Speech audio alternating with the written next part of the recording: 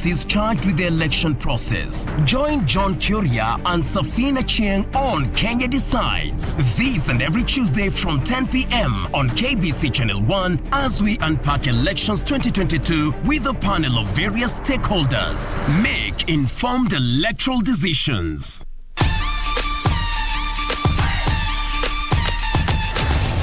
From Japan to Philadelphia, the fire rises. Oh, come on! Contra from behind! Preventing Los Parks from enjoying this. Yeah, let's go. Contra in control. Los Parks. I mean, you ring with David Boy Smith Jr. and the rest is history. You competed with that injured shoulder. The shoulder was popped out of the socket. Oh, certainly, you know, made the finals, but LA Park. Illo de LA Park. Tonight, Contra.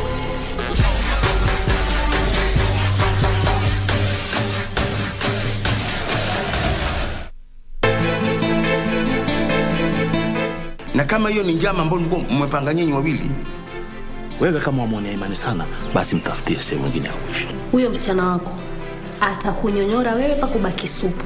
Chezea msichana college wewe. Siwezi kuwa na dada mwenye roho mbaya kama yako. Una nia nzuri wewe. Unajua mimi nimechoka kabisa kukuhurumia. It's none of your business. Achana na mimi. Tunataka nini kwangu? Nimekuja kumwona mwanangu. Toa hivyo vitu.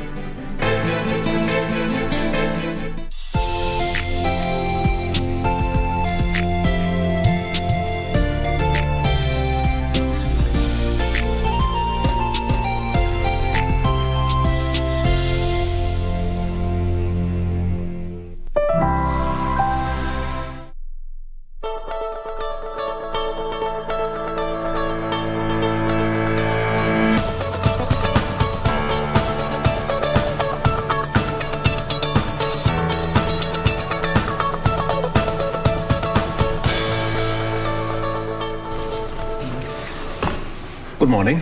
We're glad you're up and early with us here on KBC Channel 1. This is Good Morning Kenya.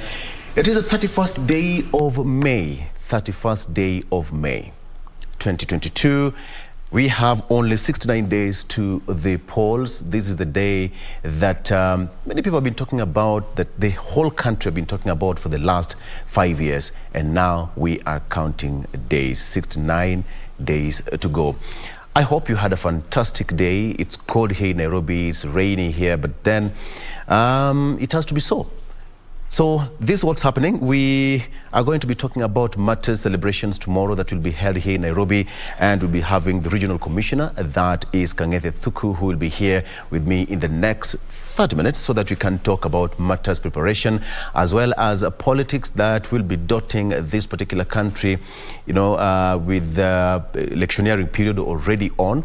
And IEBC says that is all systems go. How is it going to be in the next coming days is just a matter of wait and see. Meanwhile, let's get the show on the road by introducing my colleagues here. We have got Jane Wamboy.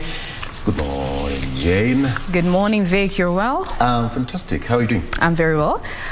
Good morning and welcome to the program once again. My name is Jane Wamboy. As always, we appreciate that you choose to start your morning with us right here on KBC Channel 1. Good Morning Kenya is the program. We'd absolutely love to know where you are watching us from this beautiful Tuesday morning, the 31st of May, the last day of the month.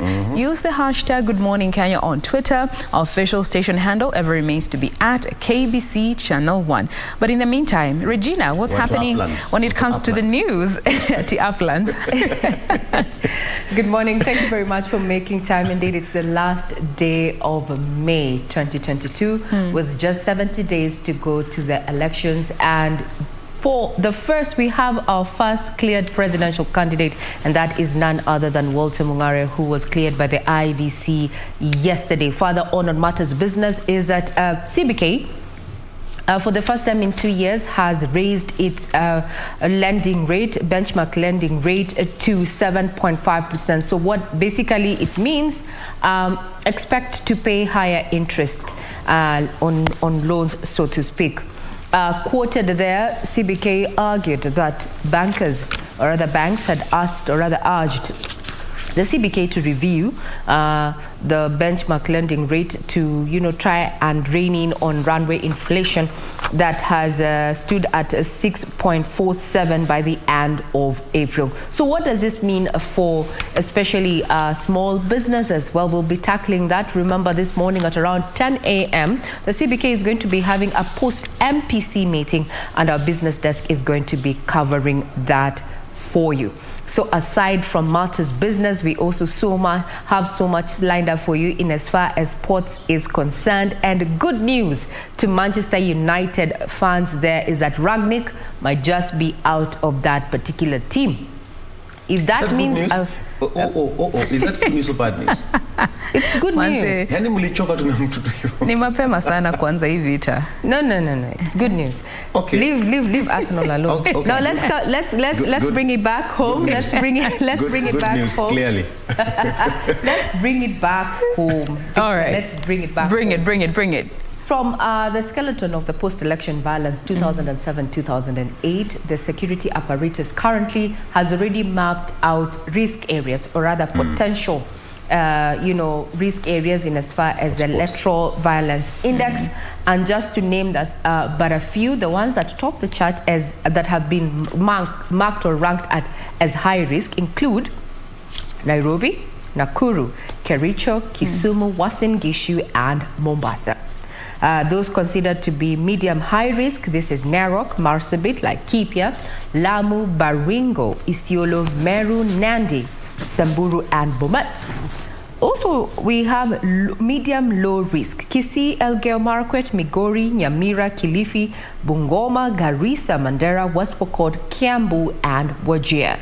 Now, this is according to a state agency report that shows that these areas could possibly pose security challenges. My appeal to you and I, that we remember at the end of the day, the elections just come, it's a one-day exercise.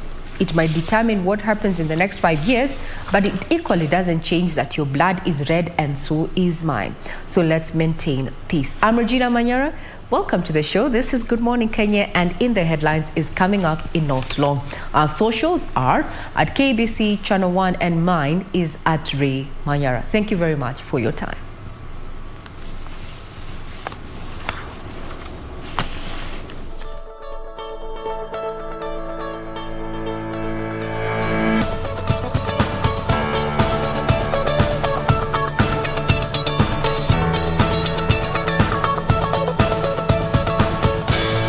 Good morning. Thank you for your time. This is In the Headlines on Good Morning Kenya, KBC Channel 1. I'm Regina Manyara. Now, the presidential candidate registration exercise entered its second day Monday, with Umoja Summit Party presidential candidate Walter Mungare becoming the first candidate to be cleared by the Independent Electoral and Boundaries Commission. IEBC Chairman Wafula Chebukati says 3 other presidential candidates who have so far presented their papers for clearance were rejected due to signature shortcomings. Here are the details as captured by Kamche Menza. Presidential aspirant Walter Mungare for Umoja Summit Party is now ready to hit the campaign grounds after IEBC on Monday cleared him to vie for president. Applied to the checklist.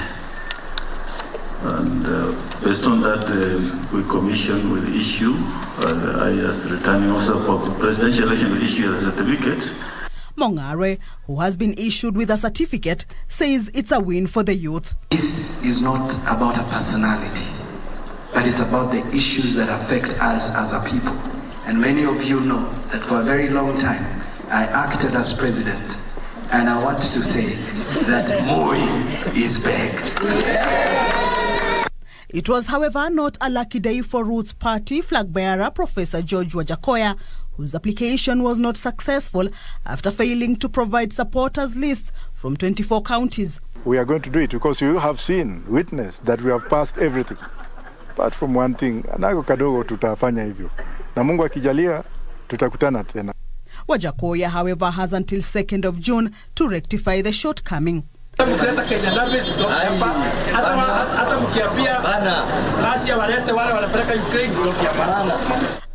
at the Bomas of Kenya entrance, Usawa kwa Wote party leader Mwangi Wairia put up a show demanding audience with IEBC Chairman Wafula Chebukati after his name missed out on the final list of presidential candidates.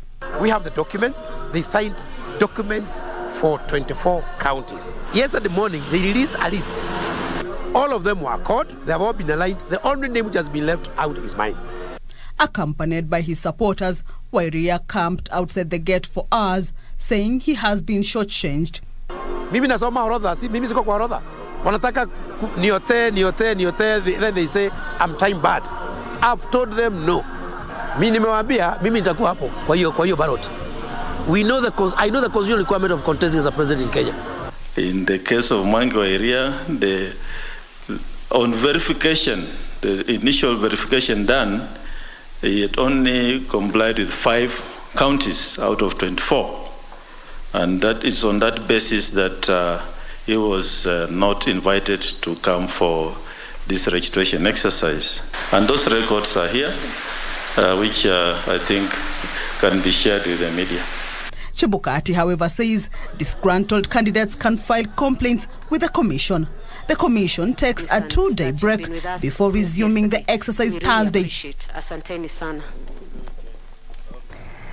Now, some of the dailies this morning picked up on that particular story that was captured by Kamchemenza there, what was happening in day 2 of the verification exercise. Remember, the deadline is on June 6th there, and as gazetted there, the 7th of June. Now, Wairia blames forces out to keep Kikuyus from the ballot. We'll be giving you details in regard to that matter. Then Makueni Governor Professor Kivutha Kibwana is in Narok, and his Narok counterpart Samuel Oletunai, as well as Uasin Gishu's Jackson Mandago, are among those who have been cleared by the Independent Electoral and Boundaries Commission to kick off campaigns for the August polls. The 3 are seeking senatorial posts in Makueni, Narok and Uasin Gishu counties, respectively. Makueni Governor Kivutha Kibwana can now officially kick off his campaign for the Makueni senatorial seat after being cleared by IBC. In Narok County, Narok Governor Samuel Oletunai was given a go-ahead to seek the senatorial seat on a new DA ticket in August polls. Jackson Mandago of Uasin Gishu was also cleared to seek the Senate seat in the polls. Siasa ya amani na watu wote wapatiwe nafasi wachague wale viongozi ambao wanataka. Kama wewe utachukua jukumu kwenda kupiga kura ile serikali ambayo unataka, wewe unataka nani apige hiyo kura ndio serikali iundwe ambayo itatekeleza sera ama mahitaji ambayo wewe kama Mkenya unahitaji. While in Baringo, Senator Gideon Moi was cleared to defend his seat. Niombe nyinyi kwa unyenyekevu, etamunita apke. Kwa mwezi ya nani tarehe ngapi? Tarehe 9, tafadhali unipatie kura zenu. Elsewhere in Mombasa County, technical hitches caused delays in the start of the process as different parliamentary aspirants sought to be allowed by the commission to vie in the August polls. Kuimara tuko tayari kwa safari ya August. Uchumi wa mji huu umeathirika pakubwa, biashara zimezorota, na nafikiri kile chama ambacho kina sera na kinaenda kukomboa watu wa Mombasa na kuwakombolea matatizo ambayo wako nayo ni ODM. Wa watu wanakiu wanataka tarehe 9 mwezi wa 8 ifike kama kesho. Same plight was experienced in Migori County, with aspirants calling on the commission to sort network issues. The system was a bit low and they had to verify all the supporters, 1,000 of them. We have done that. We have gone through it professionally, and everything is successful. In Busia County, the cleared aspirants have promised to ensure productive use of the county resources. Accountability itakuwa kitu kidogo kwangu, kwa sababu accountability unaweza ukaprint receipt. Ile nitataka ni transparency, watu wajue nini inaendelea wapi. In Embu County, former Youth Principal Secretary Lilian Mbogo Omolo has been allowed to contest the Embu senatorial seat in the August polls. Now, those particular 3 leaders there have served their constituents in the capacity of governor. Remember, the Constitution only allows for a 2-term. Consequent term of governorship, and that's why they're looking at the senatorial seat. That is Jackson Mandagur of Western Gishu and his counterparts there, Kivutha Kibwana and Tunai there. We'll be keeping tabs on that. Remember, this today is actually also another day for clearance of these particular leaders who are eyeing various political seats ahead of the August 9th. And now talking about political seats is that the late Rabbi Member of Parliament, William Kamoti, was laid to rest in a somber ceremony in Kyalang'ombe, Rabbi. The lawmaker died in a road accident hours after presenting his clearance papers to the Independent Electoral and Boundaries Commission. Kamoti has been eulogized as a progressive leader whose services will be greatly missed by Kenyans. Family, friends and colleagues of the late Rabbi Member of Parliament William Kamoti gathered in Kyalang'ombe, Kilifi County to pay their final respects to the late lawmaker. Kamoti's life was cut short by a road accident on Sunday night. Leo tu tuseme Mwenyezi Mungu ampatie ndugu yetu kauli thabit akienda mbele ya haki. Allah ighfir lahum warhamhum wa afwanhum wa askinhum fi janna. Nakumbuka Mheshimiwa Kamoti alileta amendments, mabadiliko ya kisheria karibu 50, mtu mmoja peke yake, ili alinde mashamba ya hapa pwani. Ya hali Kamoti ambayo liko nayo kutokamana na chama chetu, kwa uweza Mwenyezi Mungu, watu wa Rabai, tarehe 9 mwezi wa 8, rais wetu akishaapishwa Mheshimiwa Raila Amolo Odinga, mumpatie mjumbe wa ODM kutoka Rabai. Kesi kadhaa, kesi za mashamba ambazo alikuwa akifanya kama pro bono, anafanya bila malipo. Alikuwa kiongozi ambaye anajielewa na ana focus na anajua yuko bungeni kwa sababu ya nini. ODM leader Raila Odinga, whose party had handed Kamoti the ticket to seek another mandate, eulogized the late MP as a visionary leader. Kamoti alikuwa ni kama ndugu yangu mdogo, lakini mtu ambaye yenye busara, yenye akili mingi zaidi. Yeye kila mara amekuwa mshauri wetu. Mwenyewe alikuwa ni maoni mazito sana juu ya mambo ya hapa pwani. Kamoti was preparing to seek a third term as Rabai MP and had just received clearance to vie in the August polls. Mimi naitwa Hari Mwamkali kama mtoto wa kwanza kwa wazazi wangu, na marehemu ni mtoto wa pili. Marehemu alizaliwa mwaka wa 62. Kwa hakika tulipata ripoti hizi jana usiku kwa mshangao sana. Sisi tulikuwa tunajitayarisha kulala kama saa 4 ndio tukapata.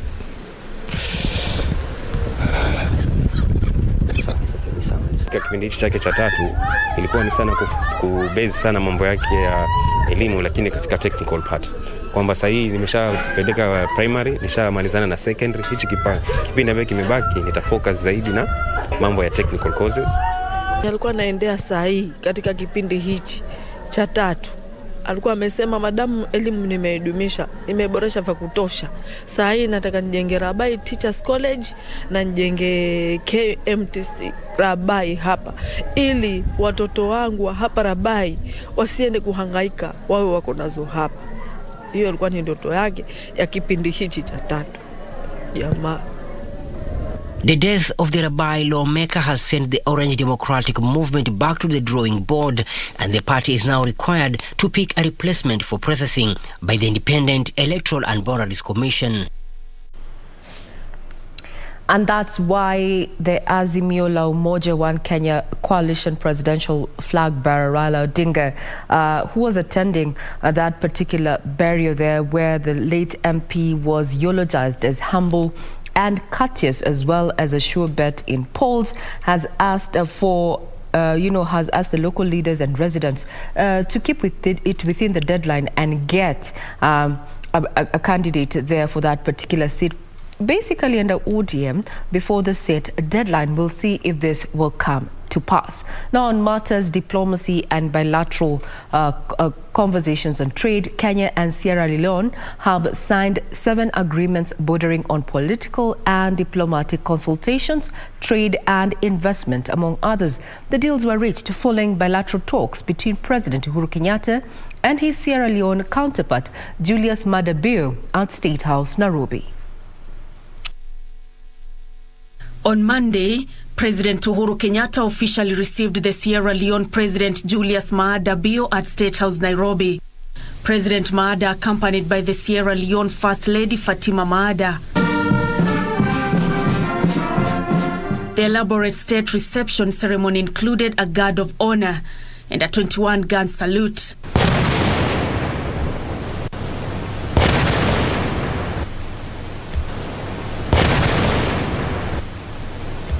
The two leaders later led their respective delegations in bilateral talks geared at boosting the relations between the two countries. 7 agreements were signed, including agreement on the establishment of a joint commission for cooperation, memorandum of understanding on political and diplomatic consultations, memorandum of understanding on trade and investment, memorandum of understanding on cooperation in the field of wildlife tourism, memorandum of understanding on gender equality and women empowerment, memorandum of understanding on cooperation in the field of culture and arts, and memorandum of understanding on cooperation in the field of youth affairs.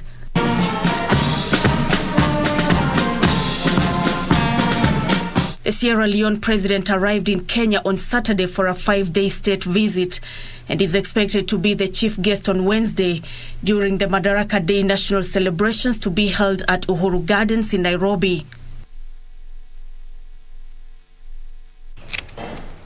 Now, away from matters diplomacy, as we await that particular feat that is going to be held tomorrow and KBC Channel 1 is going to be televising live, let's look at what has been happening in the corridors of justice, where yesterday legal practitioners called on the judiciary to mediate on the ongoing tough wars between the Office of the Director of Public Prosecution and the Directorate of Criminal Investigations. The lawyers say the wrangle may prove costly in the investigation and prosecution of cases and, by extension, jeopardize the ongoing war on graft and violent extremism. Sarafina Robi with the details. War between the Office of the Director of Public Prosecution and the Director of Criminal Investigation continues as the DCI, George Kamoti, now directs the DCI officers not to record statements in respect to charges or give any evidence in respect to the same. This follows an implementation of judgment where the ODPP is to take charge of signing and presenting charge sheets in court. On Monday morning at the Milimani Law Courts, only prosecutors will be spotted during the taking session, with the investigating officers not in the picture. Lawyers now call for an amicable solution so as not to stall court processes. Kamoti can go to the Court of Appeal so that the Court of Appeal can pronounce it itself. If the Court of Appeal does not, they go to the Supreme Court. That's the work of the Judicial, to separate executive bodies or constitutional organs that have tough wars or that are fighting over their mandates. Meanwhile, the Director of Criminal Investigation and the Anti-Terror Police Unit have backed a petition against the anti-terror guidelines since their formulation did not include the participation of relevant stakeholders. The DCA has faulted the guidelines created by the ODPP, saying the Joint Task Force and National Counter-Terrorism Center is independent and purely deals with analysis and have no expertise to inform the participants on the investigation of terrorism matters. Elsewhere, the 800 million National Youth Service graft case continued before Chief Magistrate Wendy Misheni as Joseph Maura, banking fraud investigating officer, testified that the alleged 3 companies involved in the contracts do not exist. The 3 include Roof and Oil Trading Company, Reinforced Concrete Company, and Form Homes Limited. There is no fresh charge sheet because Finally, 3 businessmen Rajay Modi, Pushpinder Singh Main and Jofin Jogo have been charged with perjury and false swearing. It's alleged that on the 2nd of February 2018 in Nairobi, they commenced a meeting purportedly as directors and company secretaries of Galut Industries Limited. The trio denied the charges and were granted a bond of 500,000 Kenyan shillings. The case will be mentioned on the 9th of June for pre-trial directions. From the corridors of justice, now let's delve into the campaign trail where Deputy President William Ruto says the Kenya Kwanza coalition will adopt policies aimed at improving the standards of living in the country if he is elected into office come August 9th. He was speaking at the Kenya Kwanza Economic Forum in Kajiado, and he said his government will prioritize solving challenges facing Kenyans as proposed by Kenyans. Gishoke Washira attended the Kajiado Economic Forum and gives us the details. Kenya Kwanza Alliance is gathering recommendations from Kenyans on how to solve challenges that inhibit the economic growth. Deputy President William Ruto leading the discussion in Kajiado County, where traders, farmers and pastoralists aired their grievances and suggestions. Wamama wa soko, tunajaribu sana kusomesa watoto wetu. Na tayari tumewasomesa. Naibu wa rais, tukisomesa watoto, mtu hata akimaliza university, unashindwa unapeleka huyu mtoto wako wapi? Anakufuata kwa soko, anaenda kuwa beba pale. Na yale matatizo tuko nayo sasa, we need new ideas to deal with the challenges we have at the moment. The Deputy President promising to work with county governments in prioritizing proposals given during the economic forum if elected president. Shida ni kwamba number 1, hamuelewi shida ambayo inakabili taifa letu la Kenya. Ya pili, hamuna mpango yeyote ya kutatua haya matatizo kwa sababu kwanza hamuelewi. Alafu namba ya 3, mumekuwa siasa miaka 40. Lakini hamuna track record ya kufanya kitu yoyote. The Kenya Kwanza's presidential candidate challenged their competitors Azimio la Umoja One Kenya Coalition Party to implement policies that will improve the lives of Kenyans. Na mimi nataka niwaambie, our competitors hawawezi kuketi chini vile tumeketi chini na nyinyi, because hawana track record ya kutimiza kitu yoyote. The Kenya Kwanza's Economic Forum later toured Taita Taveta County, where Ruto and his co-principals Musalia Mudavadi of Amani National Congress and Ford Kenya's Moses Wetangula exuded confidence of forming the next government.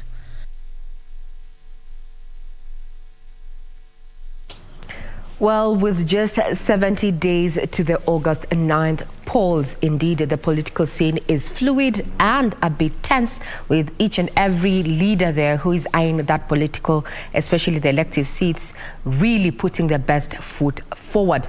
It is up to you as a constituent to pick the right leader. Remember, your voice can only be heard at the ballot. We take a quick break. We'll be right back. You're watching Good Morning Kenya.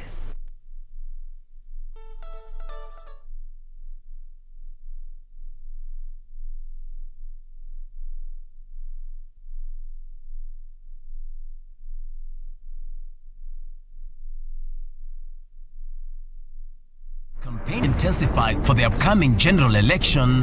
What does all this mean for you, the voter? What do the candidates have to offer? How prepared are agencies charged with the election process? Join John Kuria and Safina Chieng on Kenya Decides. This and every Tuesday from 10 p.m. on KBC Channel 1 as we unpack elections 2022 with a panel of various stakeholders. Make informed electoral decisions. Na kama hiyo ni njama ambayo mmepanga nyinyi wawili, wewe kama wamwonea imani sana, basi mtafutie sehemu nyingine ya kuishi. Huyo msichana wako atakunyonyora wewe pa kubaki supu. Chezi wasichana college wewe. Siwezi kuwa na dada mwenye roho mbaya kama yako wewe. Una nia nzuri wewe.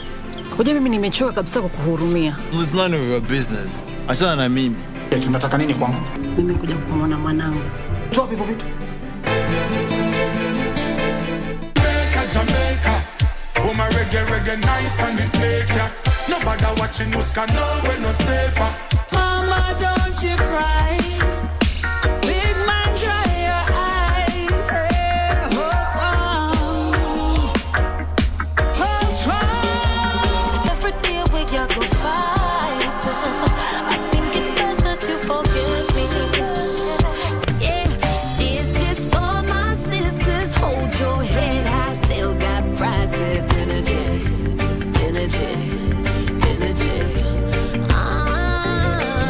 I'm not the kind of man who gives up just like that. Oh no, the tide is high, but I'm holding on.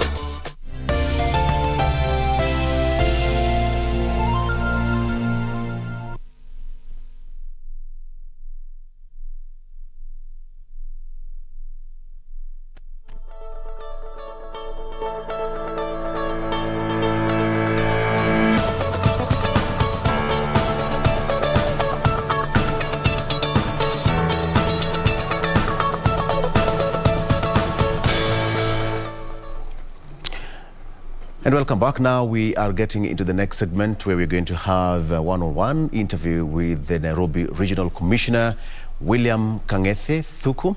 He's here to talk to us about the preparations ahead of the Madaraka Day celebrations, which will be held tomorrow here in Nairobi. And being the boss of this particular region, it's my pleasure to welcome him on the show. Bwana Regional Commissioner, karibu sana to the show. Thank you very much, Mr. I'm Molo. quite impressed about the issue of time management. You are here so early. Yes, that is how we work. We are part of the discipline process. Right. You know that the National Government Administration also does what we call the paramilitary, where we are taught about discipline, keeping time, and actually working on target. So again, we are used to this kind of keeping time. Right. Yes. And this goes across board because time is everything. It is. Time is money, they say. Yes. And this goes back to the preparation on tomorrow's event. Let's talk about that for a moment. And you have a very busy schedule ahead of tomorrow's celebration that will be held here in Nairobi. Tell me how your schedule is today and tomorrow. First of all, let me say good morning, Kenya. Also, good morning, Nairobians. Thank you very much, Aro, for inviting me to this session. Yes, I have a very busy schedule.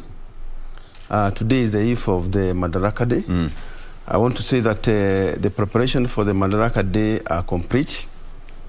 We are raring to go. And I want to take this opportunity to invite all Nairobians and even Kenyans, wherever they will be, to attend this day.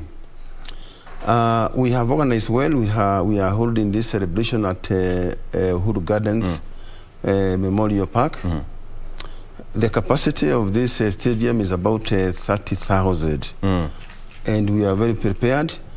Today will be the final touches. It will be a great day tomorrow. So we are looking forward to you coming, all Nairobians and all Kenyans. And we have put everything in place from how the vehicles will be parked. Remember that 30,000 people are very many. I believe about 5,000 of them will be driving. Yeah. And therefore we are putting in place parking, the traffic control, and I'll be talking about how we'll be controlling the traffic. And therefore today is just putting the final touches so that we can, security has been assured. Yeah. And I would say even guaranteed because there'll be a lot of policemen, taking care of wananchi. Right. Remember, in this country, we are always alert for any eventuality. So I would say that we are ready to go. We have specific parking for vehicles. Yes. First of all, we have the VVIPs, that special group of people. Then we have the VIPs. We have the school children. and even ordinary Kenyans Yeah. who will be able to attend. So even the flow of traffic will be good. There are certain areas people will be dropped. Yeah. We have acquired certain parking, for example, the Uchumi supermarket parking. That's just around Wilson. Yeah, the carnival parking, and also the Origi Sports Complex parking. So we are saying that we are ready and to have this day. Yep. Let me say that this day is very important for this country. First of all, I would say it is the last national day. Yes, before we head to the polls. Yeah, right. For the head of state. And that has a lot of significance, particularly because we are heading to the election, in an election year.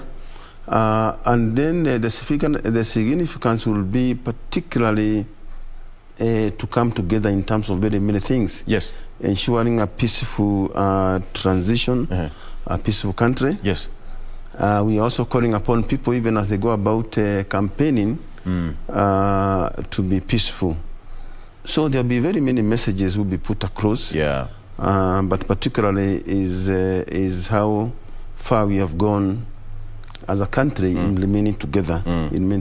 Absolutely. Yes. You just answered my question, because I wanted to ask you that how important it is now that we're heading to the polls. But then now, give me the real essence of the rotation, because most of the national holidays are being done in different counties across the country since the advent of the new constitution. How important is this? First of all, because last year it was in Kisumu. Right now we are in Nairobi. Yes. Yes. I just wanted to mention that you see, Uhuru Park is the venue where the Union Jack was roared, and we attained the self-government. Yes. And therefore, in terms of historical importance, it's very important. And in terms of from different county to county. Yes, I'll talk about that. Right. I just want to, and therefore, and you remember also last year, Jamhuri Day was held there. Yes. And what is happening is that we have been doing rotational celebrations in different countries. I remember last time we went to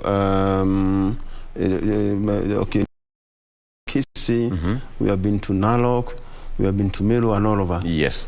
The importance was that the government decentralized the celebration so that the people of those specific counties can be able also to enjoy and know that. But for this one, because it's the last one, yes, the government decided that it will be done in Nairobi. I mentioned that it is the last one as the president finishes term and his government. I mentioned that it is a very important, park. Yeah. And it's under renovation. There will be the museum, the historical museum there. Yes. There will be where people of Nairobi can go and rest and all that. So and therefore it is because of that, and being the last one, that the government, in its own wisdom, decided that this time we're not rotating. Others should have been elsewhere in another country celebrating. And that's the importance that has been given to this day. Yes. Because initially it used to be at Nyayo National Stadium. Almost all the national holidays were held at Nyayo National Stadium, but that changed. That changed. Yes. And that changed because of this particular park, because first of all, I mentioned it is under renovation. And therefore, it is almost complete. And therefore, even as this government finishes its term, then they also need to showcase what legacy has been left behind in terms of the history of this country. Nobody knew that Uhuru Gardens would look the way it is today. It's under renovation, and that facility is going to be there for many years to come. And even on Saturday, we had the air show, the Kenya Defence Forces air show. Absolutely. Which was fabulous. It was amazing, and it was open to the public. But then now, you talked about the importance of Uhuru Gardens. Of course, this goes way back to the days of our independence. And it's happening there again tomorrow. Yes, and of course, we are saying that the theme, first of all, the theme of this celebration is that Pamoja Tusonge Mbele, as a country, united in many ways, united in development, united in our history, that we are really proud of and all that. And of course, and I mentioned that this is one of the biggest legacy. Yes. This particular government is leaving the people of Kenya. Refurbishing this park, so that we can remember the freedom fighters. Yes. Of course, Madaraka Day is about self-government. And remembering those, the history, there'll be a museum for those freedom fighters that we know about, and the history of this country from the genesis and all that. So it is a very important, and that's why the insistence that even though we held the Jamhuri Day there, yes, we go back again for Madaraka, and being the one to cap, this very wonderful and marvelous, tour of duty of our president in terms of infrastructure, in terms of development in this country, and it is done very well. It's done very well. Yeah, it's done very well. And of course, you talked about parking area. It will be a busy day. People can you can take a matatu. It's not far away from the CBD. Absolutely. You can commute, drop at Langata Road, cross. Yes. It's good for exercising as well. Absolutely. Let's talk about the sense of preparation that you put in place in terms of security. You said that as security agents, you are very much alert, and nothing. You say that there will be no stone that will be left unturned. How sure are we, or how sure are Kenyans that everything is okay with them tomorrow? See, the importance of this day is very crucial, in that we cannot leave any stone unturned in terms of the preparation we are putting across. We will ensure that the people who are attending are secure. We will have a lot of security personnel guiding and directing people. Yes. And I want to mention at the onset that there is no road which is going to be crossed. Langata Road is not going to be crossed.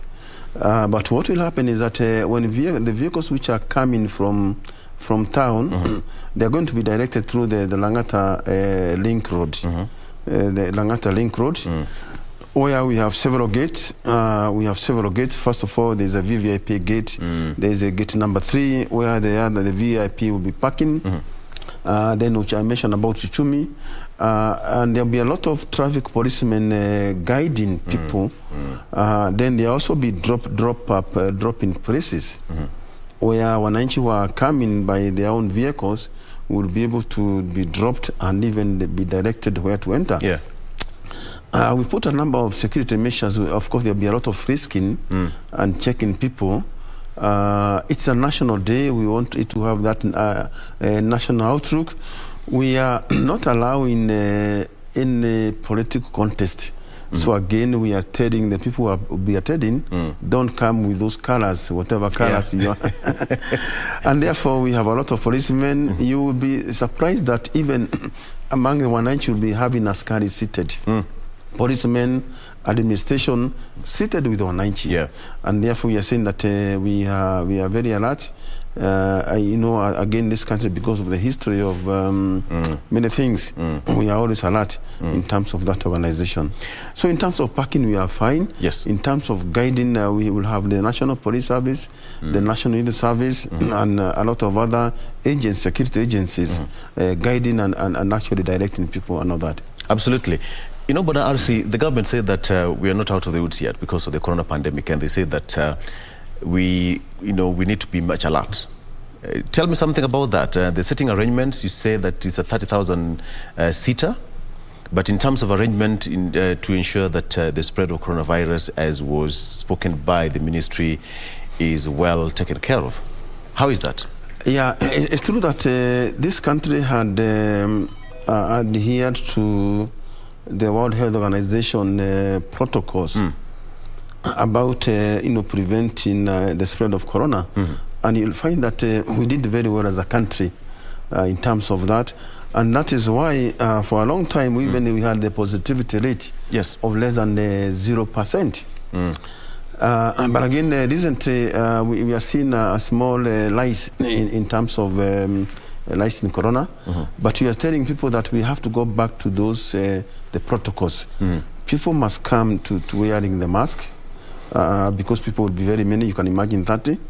Of course, this field is not like Nyayo. Yeah, it's so people will have to. We are appealing to the people to come wearing masks. Of course, and therefore we have to keep those protocols. People must wear a mask. Of course, we continue with sanitizing our hands. Yes. We will have placed sanitizers in very specific places within the stadium. There will be also ample of water to drink and even wash hands. And therefore, we are prepared. So we want to appeal to Kenyans, let's continue with those protocols, particularly when we are inside buildings. Yeah. Or when we are squeezing in matatus and other places. Yeah, so again, the protocols, they are there, and we are asking people to adhere to them. Of late, we've seen a lot of interaction between the police service generally and the civilian and the wananchi. That relationship has increased, and people are starting to have that perception between the civilian and the police service. How important is that, even as we head towards that celebration tomorrow? Because initially it used to be very bad. There was a very big gap between the police. It used to be a police force, then changed to police service. And then the perception changed. Yes, this is a service where, I see like any other service, right, supposed to be friendly. Yes. You remember also we have the community, kind of policing, and that's why it started, community policing, where wananchi in their own localities and residential areas interact with wananchi, with policemen. Yes. And even do what we call security patrol together. That exchange of information has brought the police and the members of public together. So that is not, the way you used to fear askari. You'd see a police vehicle at the corner and you take off. Or even a policeman, and all the time we think we are suspect. Yes. So it has grown, I think, under this government. It's been very gradual, and that's we have been wanting to bring that closer. And again, when the policemen are friendly, wananchi can be able to volunteer information. Yes. Let me say that all security information is with wananchi. And we have to create a situation where they are able to really give this information to policemen who are going to use it to come up with strategies to fight crime. Yes. So again, it will continue. It is a deliberate policy and effort of the government, really to for the policemen to be very friendly to the people that they are policing, actually, and all that. Yeah. But RC, for us in the media, we might be slightly privileged to go and see behind the scenes and the preparations for this kind of events. But for that person who doesn't understand, they only see the actual day on television or on that particular day. Tell me what it takes to have this day a success. The preparation, the sweat, and the precision, all that, for any person who doesn't understand. The National Celebration Committee, which is chaired by the PS Interior, and I am a member as the Regional Commissioner of the. Yes. Like we have even other regional commissioners where we take this celebration, they are members. It takes several meetings. And these are multi-agency kind of meetings where different agencies come together. Yes. And each agency contributes their part because we have to work with the military, with the KDF, we have to work with all security agencies, another government department, which put together their effort and really be able to do this. We also work with the political leadership of this country. Like members of parliament, because, for example, they are the owners of wananchi when it comes to some of these things.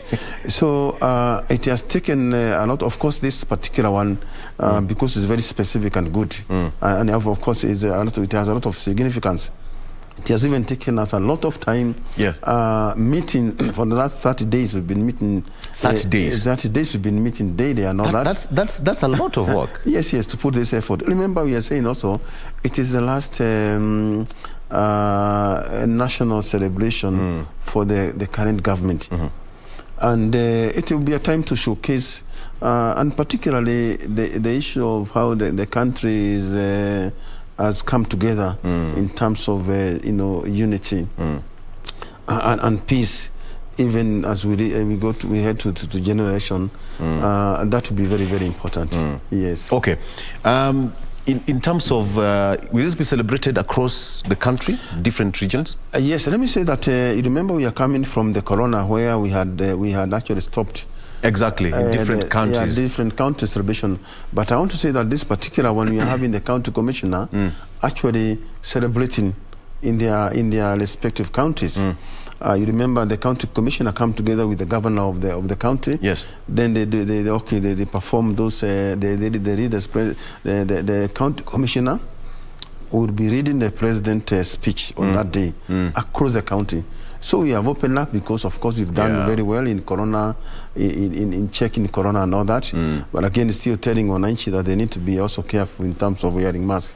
So it will be celebrated across the 47 counties. Perfect. Yes. In terms of timing, the gates open at what time? At what point, Wananchi should be seated? And what's the general program like for the Wananchi? Yeah, first of all, we have a seating arrangement of 16,000 seats. We are actually going to provide the seats. And the gate will be opened at 5 a.m. We are asking Wananchi to come early so that they can take their position and all that.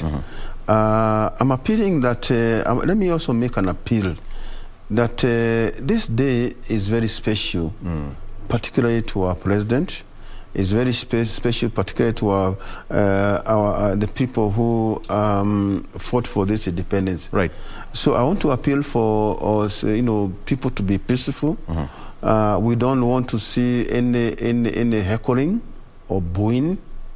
Remember, we say that there will be policemen. As positioned in civilian. So you don't know who is sitting next to you. Yeah. So we remember also we are having a visiting head of state. I won't talk much about that, but I know there's a visiting head of state. So we need to behave as a nation. We need to behave. Yeah, we need to behave. So it's not good to go and heckle people in such a particular day. And I know Wananchi Kenyans are good, Nairobians are good. This particular park is something to behold. Yes. So you come and enjoy this park. Come and see how modern parks can be done. We'll also be having air shows. And it will be very interesting, the event, the military parks, the parade, the singing, our traditional songs and national songs. So we want to ask that people be peaceful, very peaceful. All right. But allow me to deviate from the celebration tomorrow and ask here a few questions here. Uhuru Gardens is one of the facilities being renovated by the national government. We have got Uhuru Park also under construction and different facilities. How do you see Nairobi in the next years to come? Initially, it will be sitting in the sun, but some people say that that's changed. But what is your focus? Yeah, Nairobi is still a green city in the sun, and that is why there is a lot of greening. There's a deliberate effort of green Nairobi. I know that the Uhuru Park is also being greened. Right. To be made as a world, as a global park. Where it will also be what you call a tourist attraction and center and all that. There are other greening areas that have been constructed. Remember, there is also the city park, the Arboretum, and many other. Yes. So let me say that in this particular city, we have a deliberate effort to green, to as many green areas as possible and all that. Yes, those parks are coming up and coming up very well. Okay. Yeah. And again, this one, as we head towards the general election, the government raised an alarm, and Nairobi has been cited as one of the hotspots as we head towards the general election. And as the regional commissioner, I'd like to get your point on this. It's a red flag. Are you worried about Nairobi being one of the hotspots? No, we are not worried. First of all, because of the cosmopolitan nature of Nairobi, no one particular group of people would want to shoot trouble.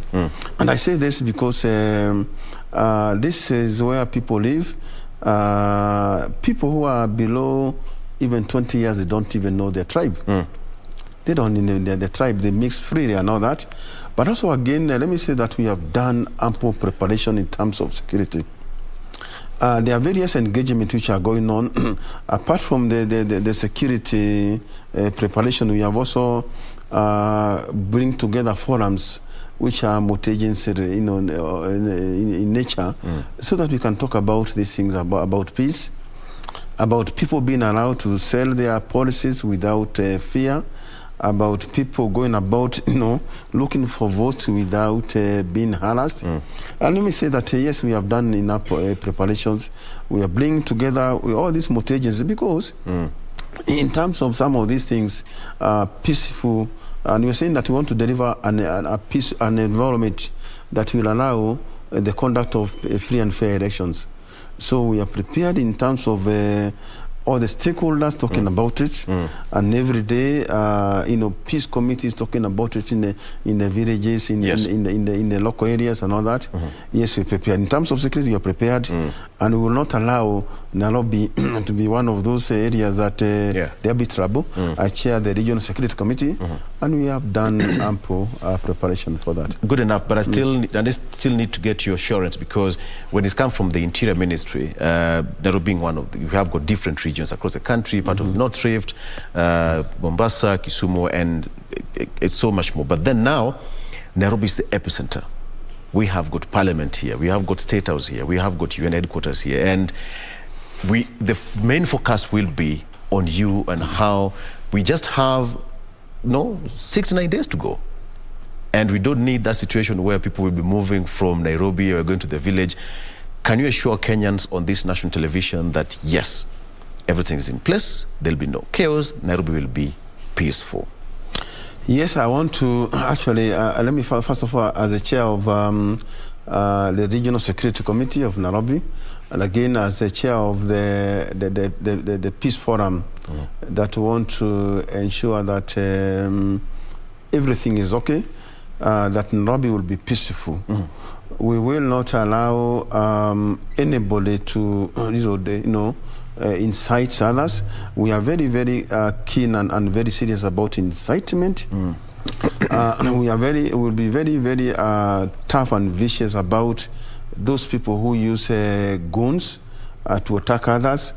And we have even identified all these goons, and we are dealing with them on time. Let me say that I can assure Nairobians that yes, we are ready. Yes, we'll continue socializing Nairobians so that people go and cast their vote and go home and wait for the results. All right. Yeah, we are ready. Thank you so much. Thank you. And lastly, people come to such celebrations with drinks, waters, sodas, what have you. Will it be allowed tomorrow in the event? At the event? We will not allow any drink inside the garden, the whole gardens. We are not going to allow bags. These are security measures. Yes. We have very elaborate, system of frisking people what they are carrying. So we are not allowed that because we have provided water within the gardens. Oh, there will be different, drinking spots. So we are not allowing those things. So we want a peaceful, celebrations. It will be very colorful. Right. This is in terms of entertainment, what should you expect? Oh, we are expecting a mixture of so many, dances, songs. Yes. Patriotic songs, the youth singing and all that. So if you're a lover of culture and all that, it will be entertaining all through. For me, I'm looking forward to listening to Maroon Commandos. That's my favorite. If Maroon Commandos will be there, I think my day will be done. Welcome. Regional Commissioner, thank you so much for your time. Asante. I know you have a busy day ahead, and we just hope for the best. And as he said, that Nairobi is safe. So part being of Nairobi being hotspot, he said that he is ready to make sure that when you go to the elections, everything will be peaceful. And as far as tomorrow is concerned, it's all systems go. Find yourself there. The gates will be opened at 5 a.m., 3 to 4 p.m. To 4 p.m. To 4 p.m. So it will be a day to enjoy. Thank you so much for joining us. Thank you. We wish you all the best. Let's take a break and we come back. We'll still continue this programming after this.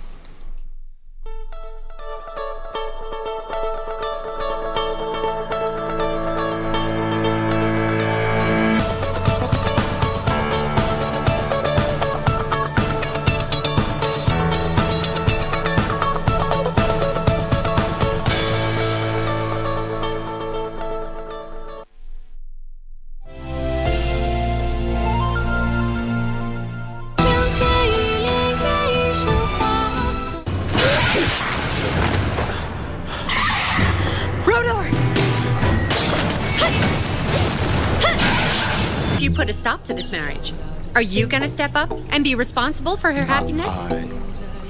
You can't do anything bad with this magic. It's all about karma. You reap what you sow.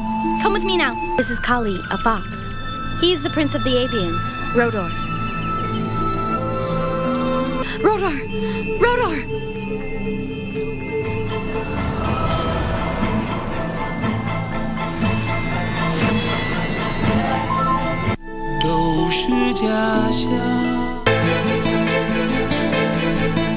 Na kama hiyo ni njama ambayo mmepanga nyinyi wawili, wewe kama wamwonea imani sana, basi mtafutie sehemu nyingine ya kuishi. Huyo msichana wako atakunyonyora wewe pa kubaki supu. Chezea wasichana college wewe. Siwezi kuwa na dada mwenye roho mbaya kama yako. Una nia nzuri wewe. Unajua mimi nimechoka kabisa kukuhurumia. It's none of your business. Achana na mimi. Tunataka nini kwangu? Nimekuja kumwona mwanangu. Toa hivyo vitu.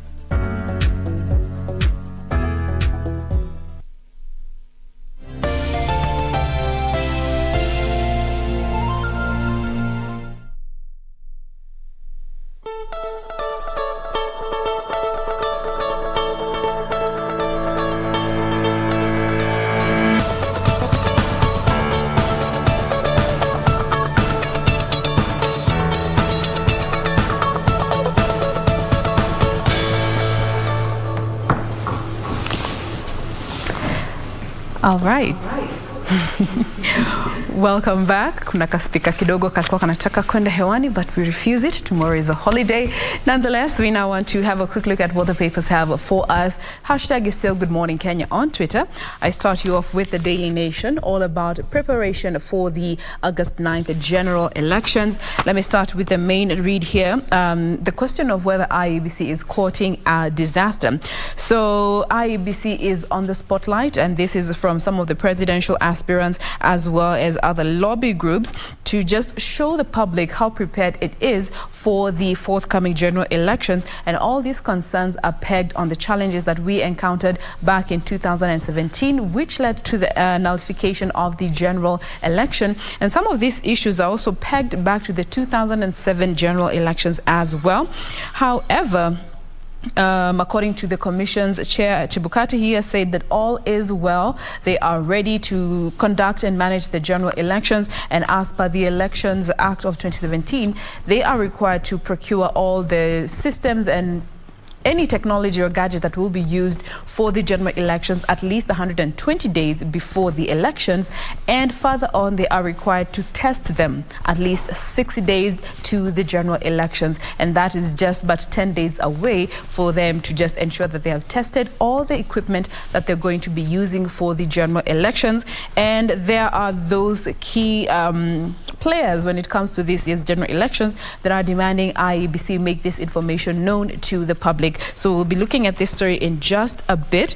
But away from that, still keeping up with the election, is this the end of the road for the Ganja president? Questions around Wajakoya. So he has exited, he is rather excited. He had excited a section of the nation with his antics, but this could be the end of the road should he fail to meet the requisite requirements for running for presidential bid. As per what was reported yesterday, he did not manage to get all the votes from at least 24 counties. He only had votes from about 17 counties, 7 more to go, but he has until the 2nd of June to ensure that he has gotten the remaining signatures from the at least 7 more counties, or else he will be locked out of this year's presidential race. And further on, the SIM swap epidemic. This is concern that has been featured on this particular daily for the better part of the last 2 weeks, where there have been so many Kenyans who are reporting how fraudsters are swapping their SIM cards and wiping their accounts clean, taking out mobile money loans, also taking loans on fintech, and by the time they realize that they have already been SIM cards have been swapped and money has been taken, it is a bit too late for them to be able to do anything. They are left wallowing in debt and unable to actually recover this money, or even and now being forced to pay some of this debt. This is a feature that has been covered here across 2 pages. So many people have come out to report how over the better part of the last year or so, these cases have continued to be reported all over the place, and now concern is as to whether our SIM cards are safe. And there at the center of this conversation are the 3 telcos: Safaricom, Airtel and Telcom, and the question as to whether their systems are strong enough and the authentication processes. So I will be giving you these details in not too long. But first, Victor. It's a worrying trend there. The issue of SIM swap, it's something that I think the security agent should take care of properly and very quickly, because at the end of the day, many people lose a lot of money. On the front page of the Star newspaper, Gideon at the center of Raila Kalonzo talks. Gideon, that is Gideon Moi, at center of Raila Kalonzo talks. The two are in discreet negotiations, and a new truce deal could be inked by week's end. So it said that allies talk of a possibility of white smoke this week as pressure mounts. That is what's here on the front page of the Star. We have got 3 pictures there of 3 gentlemen. We have got Walter Mongare, we have got Wajakoya, and Muranga governor, that is Mwangi wa Iria, who actually were vying to take that top seat yesterday at the Bomas of Kenya. Chebukati accused of unfairly locking out presidential hopefuls. Details shortly. Fresh details emerge of in kidnap and murder of bread vendor in Bondo. The story says that Stephen Otieno was presented, actually the accused person was presented in High Court on Monday, but the prosecution asked for more time to conduct a psychiatric assessment. It is said that the suspect will be arraigned again on June 6 to answer to murder charges. This happens after it emerged that the accused person, the slaying's clothes were found in the accused person's home, and the person was abducted on Sunday and his body was found in a thicket days later. And it's also said that the suspect had stolen 70,000 shillings from Anthony's M-Pesa account. He was held in police custody until the amount was returned. So police in Siaya County are conducting that investigation. Chebukati accused of unfairly barring hopefuls. The commission has lined up 18 hopefuls in a week-long clearance drive that ends on June 6th. The aspirants include Deputy President William Ruto of UDA and Raila Odinga of Azimio La Umoja. It said that Chebukati said if a person is dissatisfied with the process, then they are free to lodge their complaint with the Disputes Resolution Committee. He dismissed allegations that some candidates were unfairly locked out. So that is according to Chebukati in his defense. And of course, we have got a picture there of the late by MP William Kamoti, who was laid to rest yesterday as per the Muslim culture. Very quickly, Gideon Moi at the center of Raila Kalonzo talks, truce. He said that Moi describes Azimio as, quote-unquote, the way and vows to support Raila Odinga. At the center of the truce is Gideon Moi, the son of the late President Daniel Arap Moi, who has become President Uhuru Kenyatta's, quote-unquote, Mr. Fix-It, especially in containing the Azimio fallout. So, you know, some white smoke at the end of the week. Let's wait and see. In politics, it's never say never. Never, never, never, never, never. Anything is possible. That is as far as politics is concerned. Regina, what do you have there? So the front page of this particular daily just highlights the hotspots that have been identified from a state agency report, and these particular hotspots are potentially, or rather pose a potential security challenge before and during after the elections, with the 70 days to the polls there. Some of the areas, they have been characterized, or rather categorized as high risk, medium high risk, and medium low risk. CBD, right here, Nairobi, tops the high-risk area, followed by Nakuru, Kericho, Kisumu, Uasin Gishu, and Mombasa. If you look at those top 6 high risk, let's start off with Nairobi there. This is a mixed occupancy. I think each and every one of us is here in as far as the demographic is concerned, and it's quite cosmopolitan. We have Nakuru there, Kericho, that is a part of the larger, including Uasin Gishu, part of the larger Rift Valley area. Then we also have Kisumu, representing Luo Nyanza, and Mombasa, the coastal region. These are areas that are expected to pose a security challenge ahead of the election that is set in the next 70 days. Now, medium high risk areas include Narok, Marsabit, Laikipia. And remember, in Marsabit, there's already an ongoing security operation there, disarmament and such. We already have boots on ground, so to speak. Laikipia, Lamu, Baringo, Isiolo, Meru, Nandi, Samburu, and Bomet. Here we have a representation of the northeastern region, as well as Rift Valley once again, and eastern, the east of the mountains, so to speak, where we have a representation there from Meru.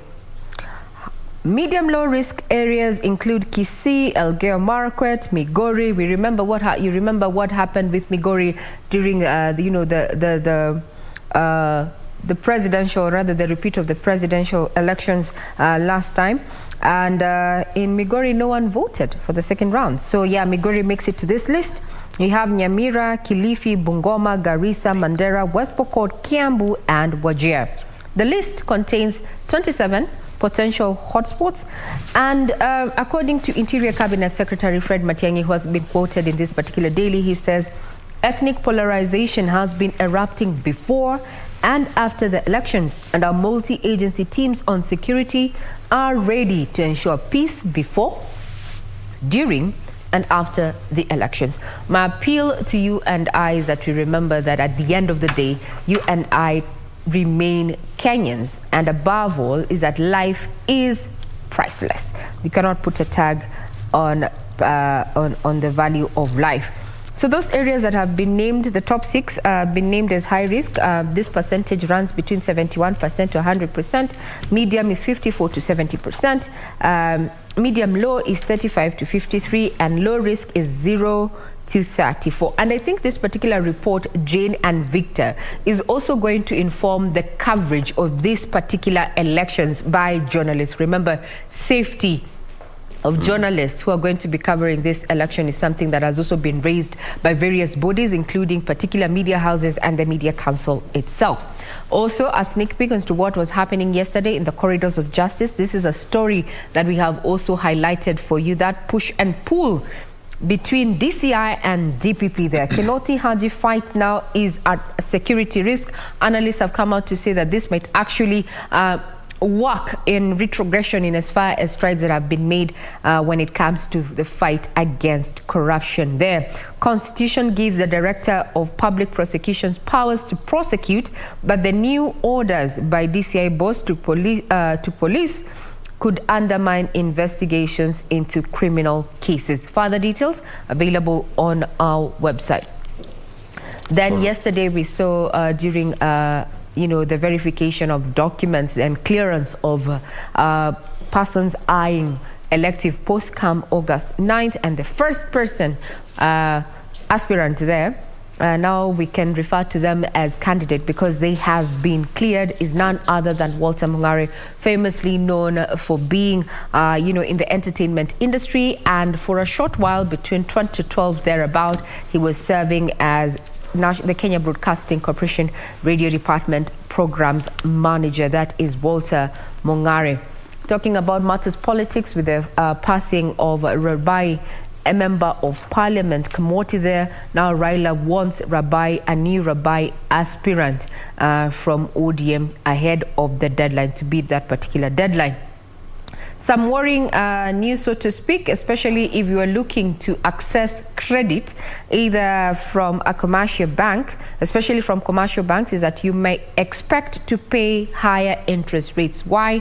Because CBK reviewed its MPC upwards for the first time in 2 years to cater into inflation that is at 6.47.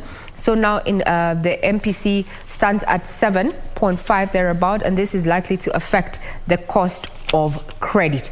That is just but a sneak peek of what we have on the front page of this particular daily that also includes quite a pull out there, an article focusing on matters sports, and now they're focusing on my team, Manchester United there, where Rangnick, it goes like why Rangnick had to leave Manchester United.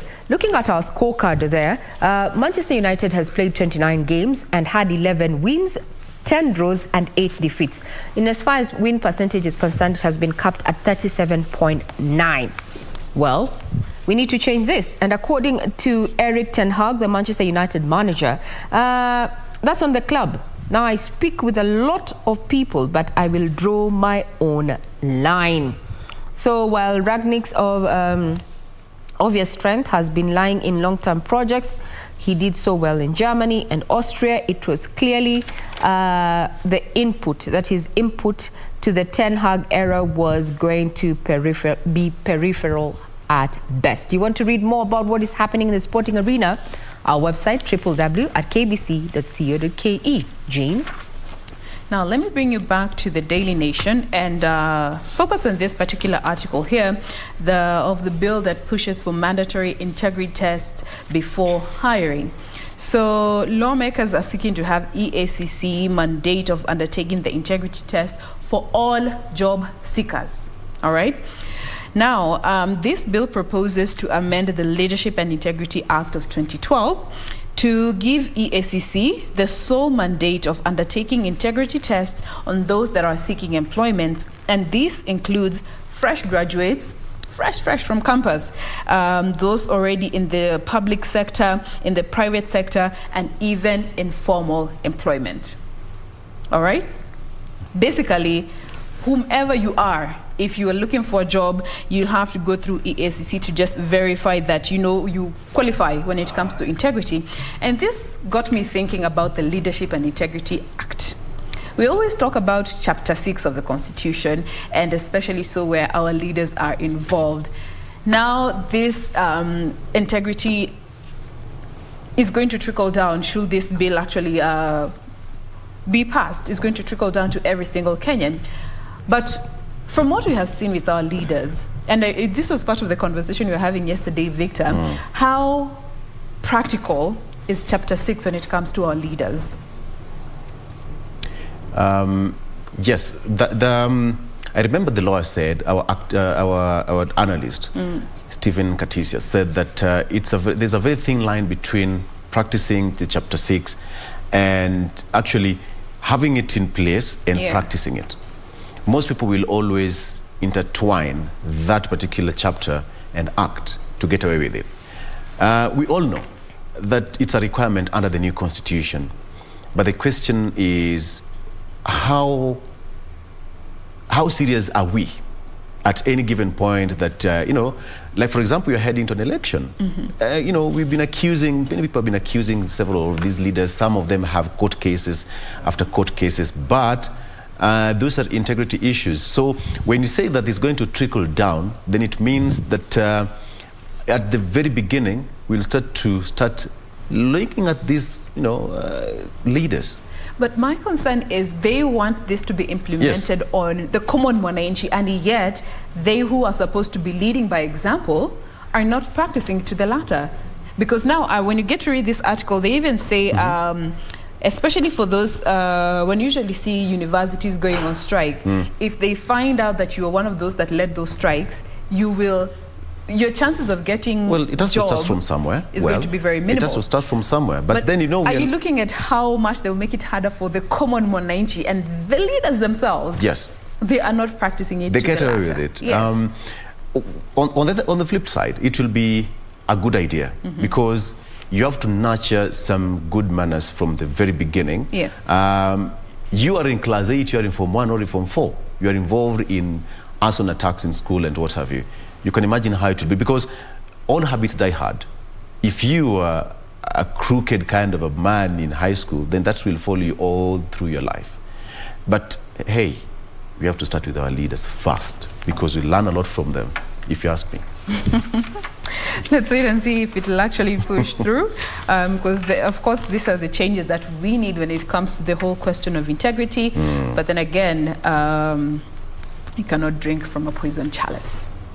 Now, coming back to stories concerning IEBC, of course, looking at Wajakoya's presidential bid being blocked by IEBC, he has until the 2nd of June at 3 p.m.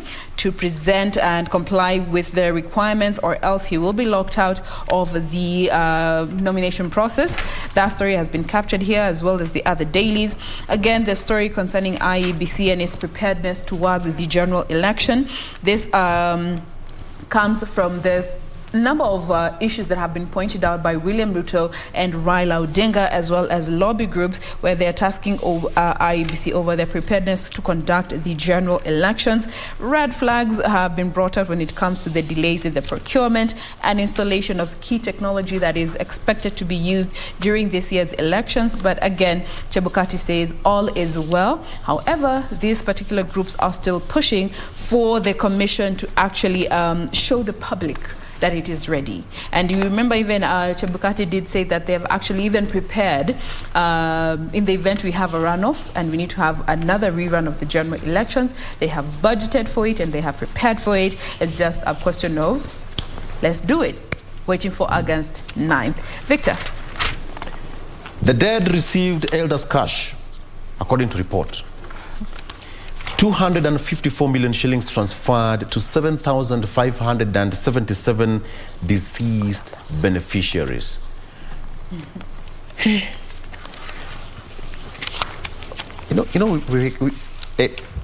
A lot of stories that we read on newspapers on a daily basis here will make you wonder what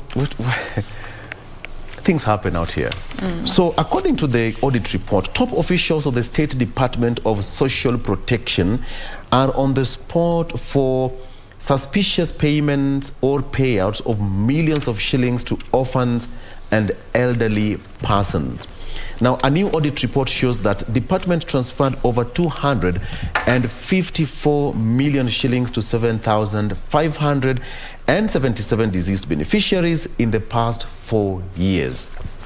So the monies were payments for the Inua Jamii Cash Program, a key legacy project of President Uhuru Kenyatta. Now, this resulted in an unexplained payment of 254 million shillings for the period starting 2017 to June 30th, 2021. So you wonder how sometimes some of these things do happen. It's worrying. Again, Money Matters, cleaner in court for allegedly stealing employers 102 million shillings. Today we are talking about millions, not thousands. It said that a house help who is alleged to have plotted with several other people to steal over 100 million shillings from her employer was arraigned on Monday. Jerop was arrested in Eldoret after she allegedly disappeared with the cash believed to have been stolen from her employer, businesswoman Somar, on May 5th. It's also said that the cash stolen was 4 million shillings, 93 million shillings, and jewelry worth 4 million shillings from Alkindi's house in Sun Valley Estate in Langata. So the question is, you have 4 or 5 million shillings in your house and you don't have a safe, because those are some of the the requirements that you need to have a safe. Maybe when you have this amount. Cash.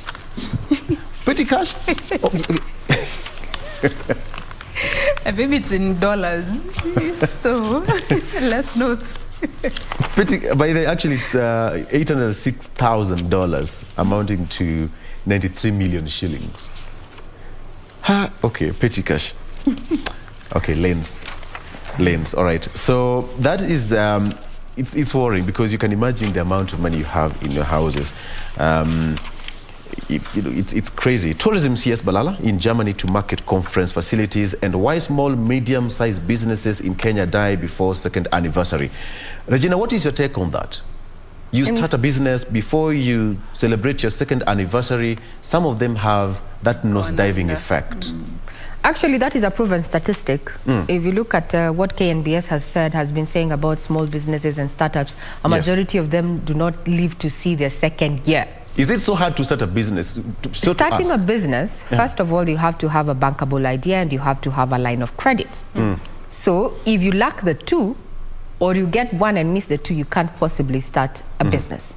So if you have the two, but you do not have the discipline or market forces, you did not do a feasibility study of the business you wanted to venture in, you're likely to encounter competition, supply chain issues, distribution and such. And then you'll be back to, actually you have a business, but you're going back to the pocket to keep it up and running.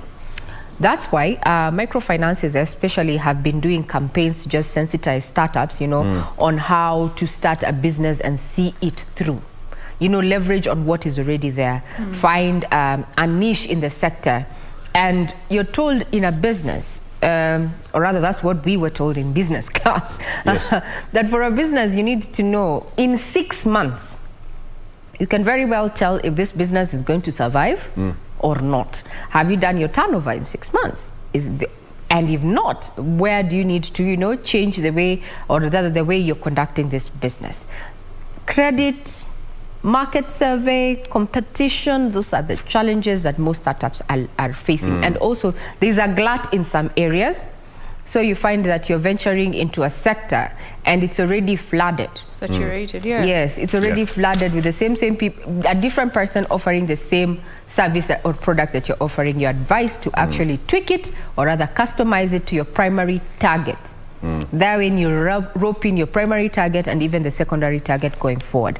Now that you've talked about business, it seems that it's going to be difficult, and this points to the MPC, and we're going to be having a post-MPC meeting today at 10 o'clock with the CBK, where journalists will get to interact with the CBK governor there to just understand why they actually reviewed upwards the benchmark lending rate to 7.5%, and its trickle-down effect on the access, or rather the cost of loans going forward. Remember, this government has also been focusing on, empowering MSMEs to leapfrog the economy after the rigors of COVID-19.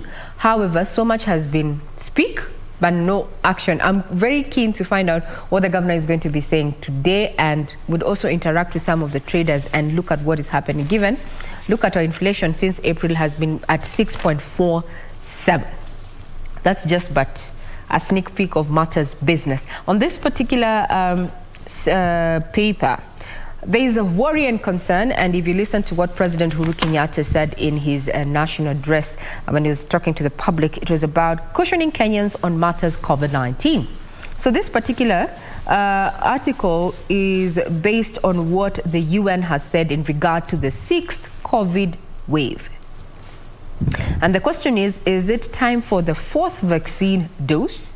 What do you think? Remember, this is very interactive. You can get us on Twitter at KBC Channel 1.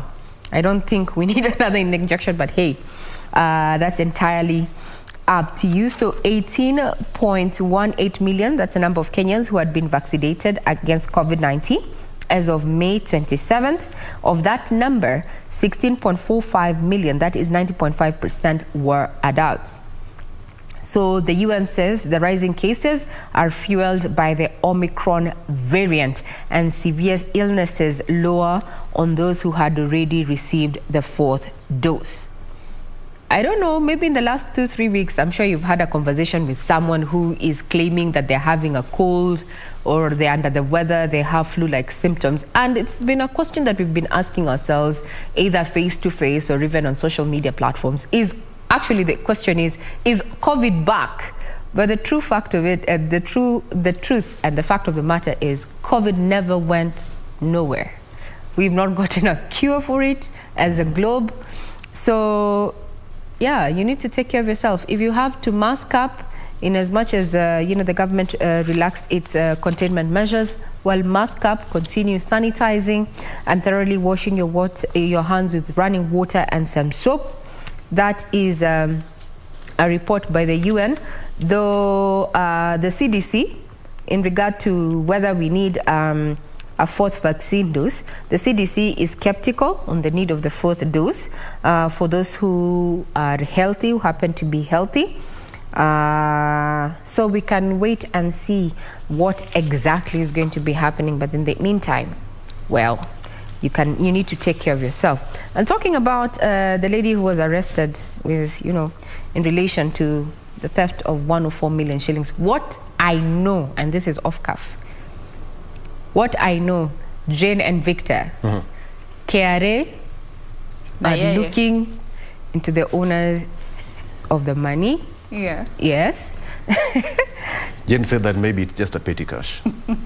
And trust me, all authorities that look at illegal trade and such are already on that. Even before it went on air, I'm sure they were already on that. And just in another story that is related to that issue is that now you remember the student who received millions from the boyfriend, right? The Belgian Mark Di Mezzo. The girlfriend was Kenyan, and he had sent money to Waigwa Minor. Yes. Now, he's suspected to be part of a syndicate involved in complex money laundering scheme involving a Belgian, Mark Di Mezzo, which they received a total of 47 million on a single day. Yeah, now a 22-year-old university student had become an overnight sensation, after receiving a gift, from a Belgian fraudster, and is at risk of losing 47 million shillings. And this is following a formal application by the Asset Recovery Agency to have the funds held by Timothy Waigwa Minor forfeited to the state for being proceeds of international crime and money laundering. Am I talking to someone? Am I speaking to someone there? Habari ndio hiyo, so to speak. That was just but a sneak peek of what I have in as far as this particular daily is concerned. More details are available on our website. We're going to be keeping tabs on what is happening with the electoral body that already entered. This today is its third day, continuing to just verify and also fully give a go-ahead or not to those who are seeking elective posts ahead of the August 9th polls that are set for the next 70 days. I'm Regina Manyara. I live in the capable hands of my colleagues Victor and Jane for the rest of the viewing and broadcast. Thank you very much for your time. Keep it coming, especially on Twitter. Thank you very much, Enoch of Nairobi, for keeping tabs and keeping us company all the way from 6:30 a.m. until now. We're not done and dusted. This is In the Headlines on Good Morning Kenya.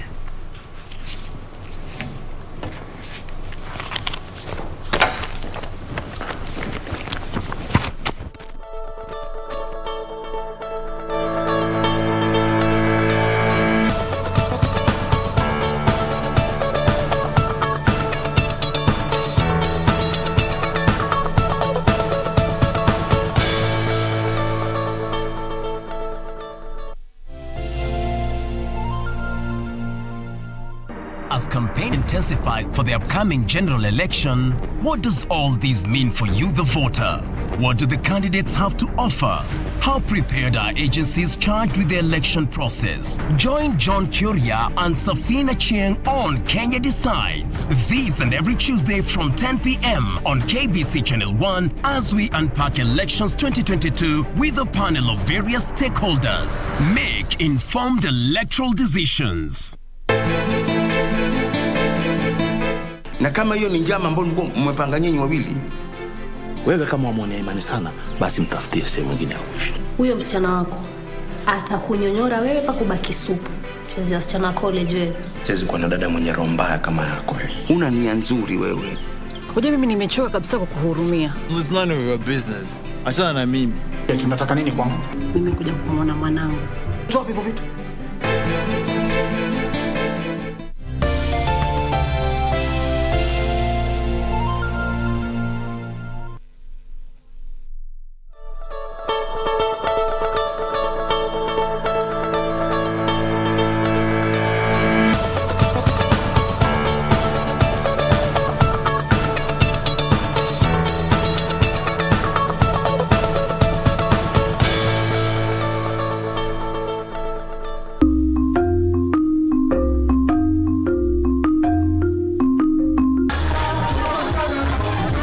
At Malava, Kakamega County, a family dispute was brewing after the patriarch passed on.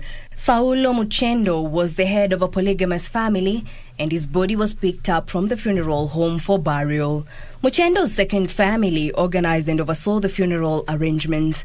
Sasa hata nasika mse yangu kwa poma yangu, na mimi ni mke mkubwa. Ninashukuru sana. Kwa maana shemeki yangu walikuwa wameninyang'anya mse yangu. Paka nilikuwa nimeshangaa sana kwa shemeki yangu hatujakosana, na lakini wakaninyang'anya tu mse yangu wakasika mahali penye hakutakikana. However, according to Baloya traditions, the patriarch remains are supposed to be interred at his first wife's homestead. This requirement prompted the need to adhere to traditions of laying the body to rest at the rightful home. Tukaenda kwa polisi wakatuambia tuende kwa mahakama. Tukaenda mahakamani tukafanya kesi tukashinda, wakatuambia tukuje kufukua mwili. Si kutaka wasike huko kwa maana mimi ni mke mkubwa na tena huyo ni mke mdogo na ni mchane. Asitahili kusika wase wawili na mimi niko. Hiyo ndio ilifanya nikasema paka lazima nisike mzee yangu. Umezika mume na uolewe na mume mwingine, uwa uziki mume wako akifa. Walikuwa nafanya hiyo ndio bibi ambaye alifungua poma hiyo bwana. Huyo ndio alifungua hiyo poma. Ndio alifakia poma. Bwana ni wake usika pale pengine. Ni sherehe yote ya matanga itafanywa kwa poma. The family successfully sought a court order to exhume the body. On the material day, the exhumation was witnessed by the first family, security agencies, residents excluding the second family. Mimi nimekuja tu hapo kutazama kuhakikisha kwamba mwili umezikwa vile inafanyika katika mila na desturi zetu. Kulingana na marehemu alikuwa ameweka mwelekeo kwamba atazikwa kwa pipi mdogo, ambayo kulingana na desturi na mila zetu mara nyingi wanaume huwa wanazikwa kwa pipi mkubwa. Hiyo ndio sababu koti ilifuatilia hizo mila na ikatoa ule uamuzi, na sisi hatuwezi pinga uamuzi wa koti. Huwezi kujua kisa na maana ya wao kutokuwa hapa leo, kwa sababu walizika kimakosa. Wanaonekana tena wakiparticipate kwa siku ya leo, maybe watachukua laana, kwa sababu hata sisi tunatoa, kwa sababu kwa sheria ya Mluya nyumba hii yote, jamii yote mbili itajukua laana kwa sababu itendeki hivyo kwetu. It took efforts of several young men to break into the sealed grave and remove the remains from the coffin. Mpaka niwe na madawa ya kienyeji, niwe na kondoo kidogo, niwe na kakuku, nitengeneze, nipewe watoto wangu na wachukuu watumie, ndio tukae pamoja. Sasa kukunya hiyo, wakiwa waje wengine watakuwa kombo, watakuwa tofauti. The remains are then transferred into a fresh coffin. The group involved in the process drank some traditional herbs so that the spirit of the deceased could not haunt them. The grave at Muchendo's second home was then destroyed and the graveyard set ablaze. With the exhumation, the family had to return to the drawing board and make fresh burial plans. At Muchendo's first family home, another grave was then dug according to Baloya traditions. Yeye aniaminie mimi, atakapokufa atakuwa anaishi. On the same day, a burial service was held. The remains of Saulo Muchendo were reburied at his first wife's home.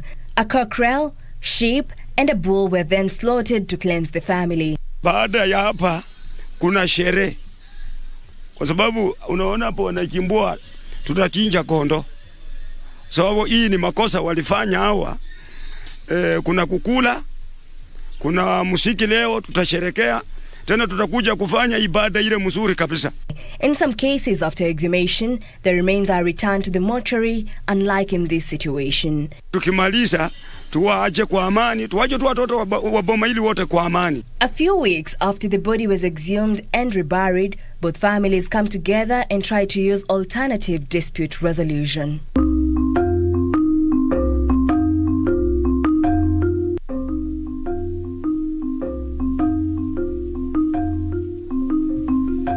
In July 13th, 2009, in Sigalagala, Kakamega County, two brothers aged 46 and 40 allegedly committed robbery with violence.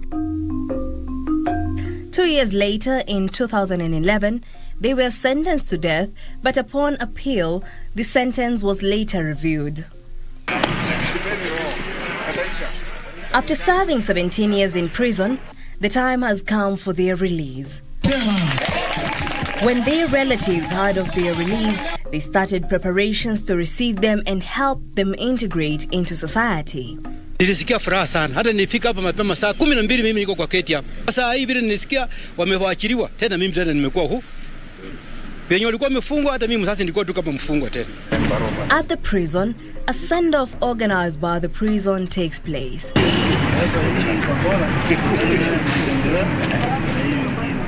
With officers at the facility handing gifts to the now ex-inmates.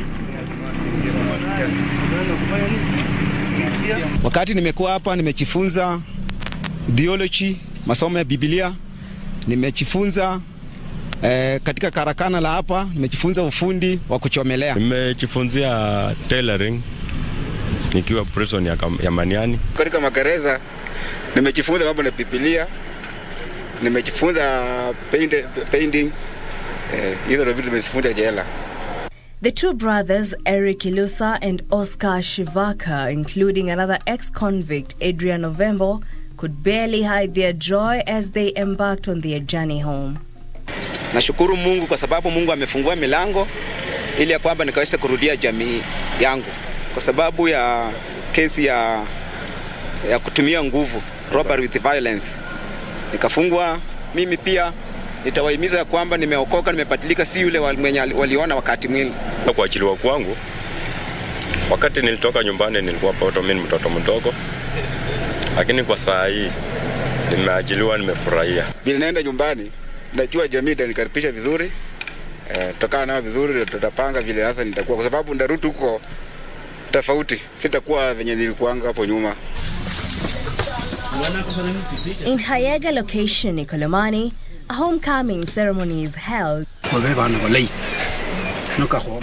Before the reintegration of the ex-inmates, cleansing rituals are performed on the two before they're allowed to interact with the community. Mtu akitoka gerezani akija nyumbani alikuwa hawezi kuingia nyumbani mpaka asimame nje, na akisimama nje kulikuwa na kitu kinachofanywa kwa kuwa lazima iwe kondoo iko iwawe akanyage ndani miguu, alafu akisha kanyaga ndani apewe madawa ya kizamani ndio aingie kwa wenzake. The elders give the brothers a concoction and watch them as they drink it.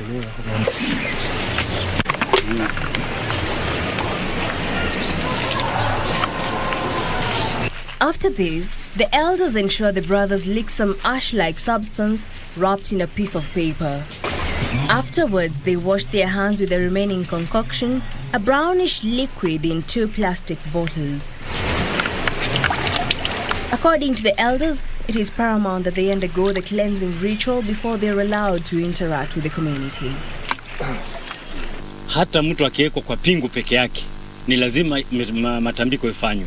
Madawa itafutwe ya kienyeji, na tena kuwe na kuku ambayo itafanya yani kumpapasa, ili atakapo papaswa ndipo akunywe dawa ndio aingie ndani ya nyumba. Manake asipofanywa hivyo pia ameleta kile kizuka katika watoto wengine.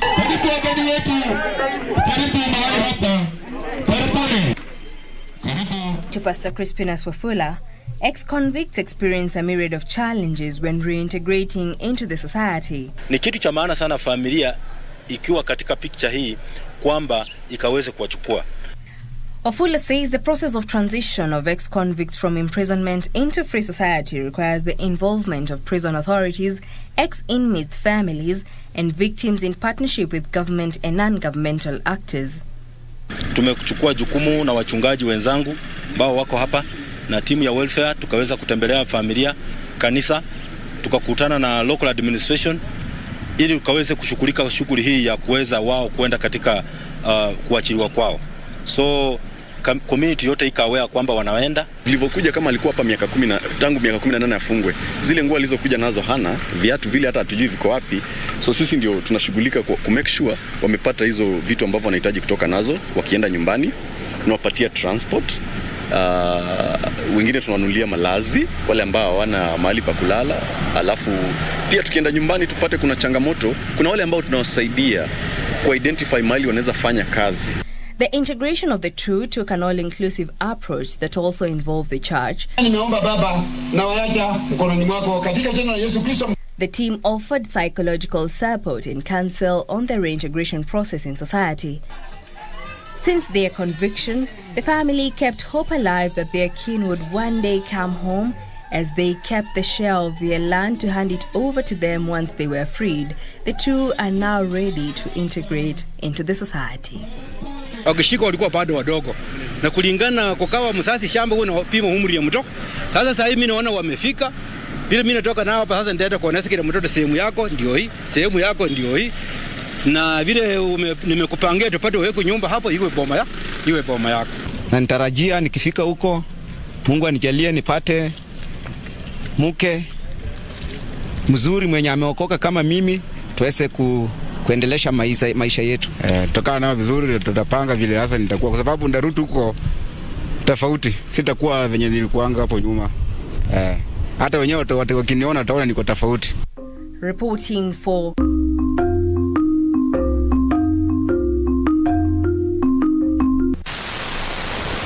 At Butere village, Kakamega County, residents have converged at one of the homesteads. This is after 3 houses and 2 vehicles were allegedly set ablaze, while plants and crops were intentionally destroyed. This erupted after one of the neighbors knowingly grazed his goat at his neighbor's farm. When the owner of the farm found the tethered goat, he impounded the same and took it to his compound. It is then that the owner of the goat went to inquire on the whereabouts of his goat, only for an argument to erupt, leading to a scuffle and one of them hitting the other with a jembe, allegedly killing him on the spot. Wakapigana hapo ndio aliweza kumpiga huyo mwenye alikuwa mwenye mbuzi na akawa ameanguka chini, na hapo hivyo ndio alisrai na akakufa. After family members learned their kin had been killed, they allegedly stormed the suspect's homestead and set ablaze the homestead. Sasa sisi kama wenye hapa hatukuwa na uwezo, hatukuwa na nguvu, na tuliweza tu kusimama kando kwa sababu hatungeweza kuingiana na hawa kuanza kufurukana nao kwa sababu walikuwa na hasira sana. Na wakichoma manyumba yako watakatakata hata miti, wakipata hapo ng'ombe watakatakata, na wewe ng'ombe wakikatakata wanakata tu nyama yake, wanaenda na ngozi hawatengenezi, wanakata tu hao watu. Wanaua kila kitu ambayo wamepata kwa boma, wana destroy everything. Na wanafanyanga hivyo kwa sababu ya kurevenge kwa ule maisha ambayo huyo mtu amepoteza. Na walikuwa wanafanya hivyo na wanafanya hivyo ili vijana wakuwe wakijua kwamba ukiua mtu, kuchukua maisha ya mtu ama kuua mtu ni vibaya. Meanwhile, at Ikolomani, Kakamega County, 2 Nyumba Kumi members visited a homestead of a suspected thief, only to arrive and find him armed.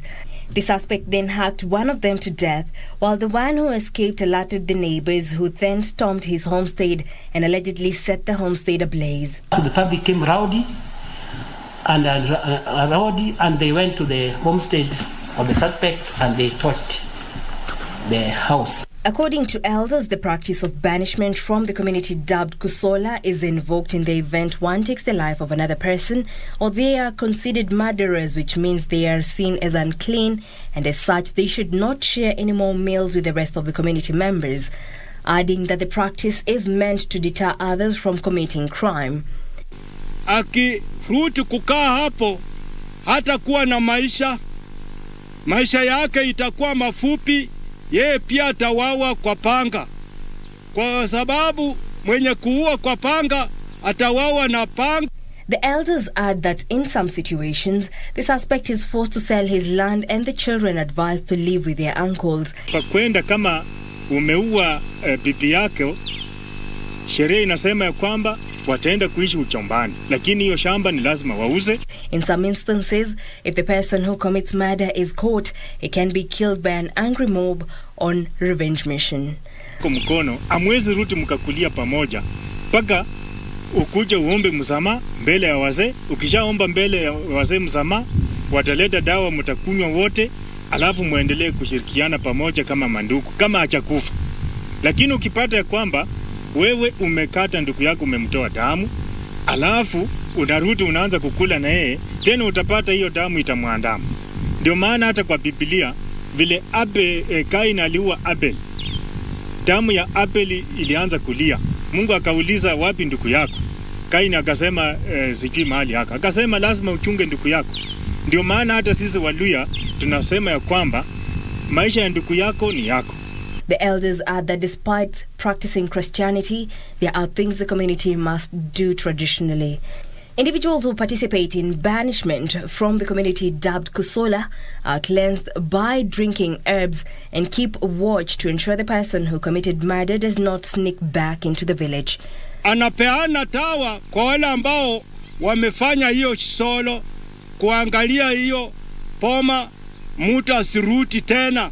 Huyo mwenye aliua mwingine asiruti kuishi pale, wakunywe maji moja kwa mtoni moja, aende mbali kabisa.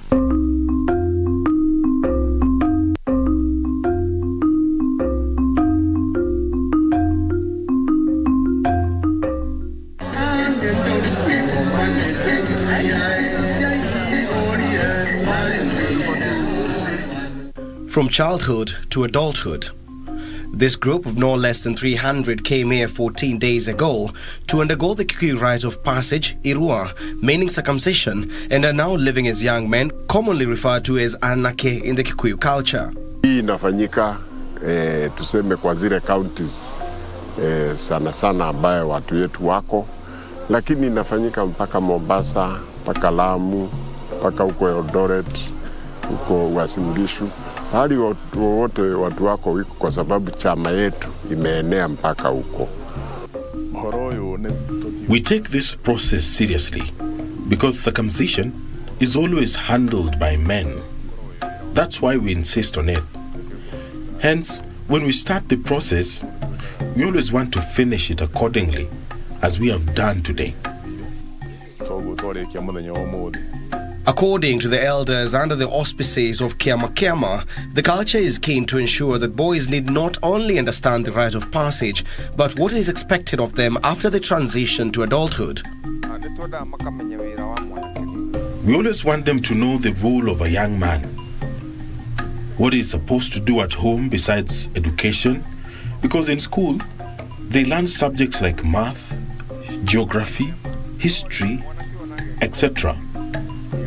However, even if he learns all that, he will need informal education to improve his mentality.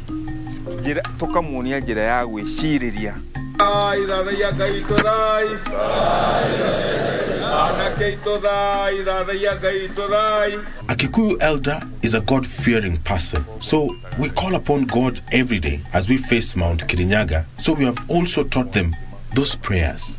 Tangu nikuje hapa, naweza sema ni kuzuri.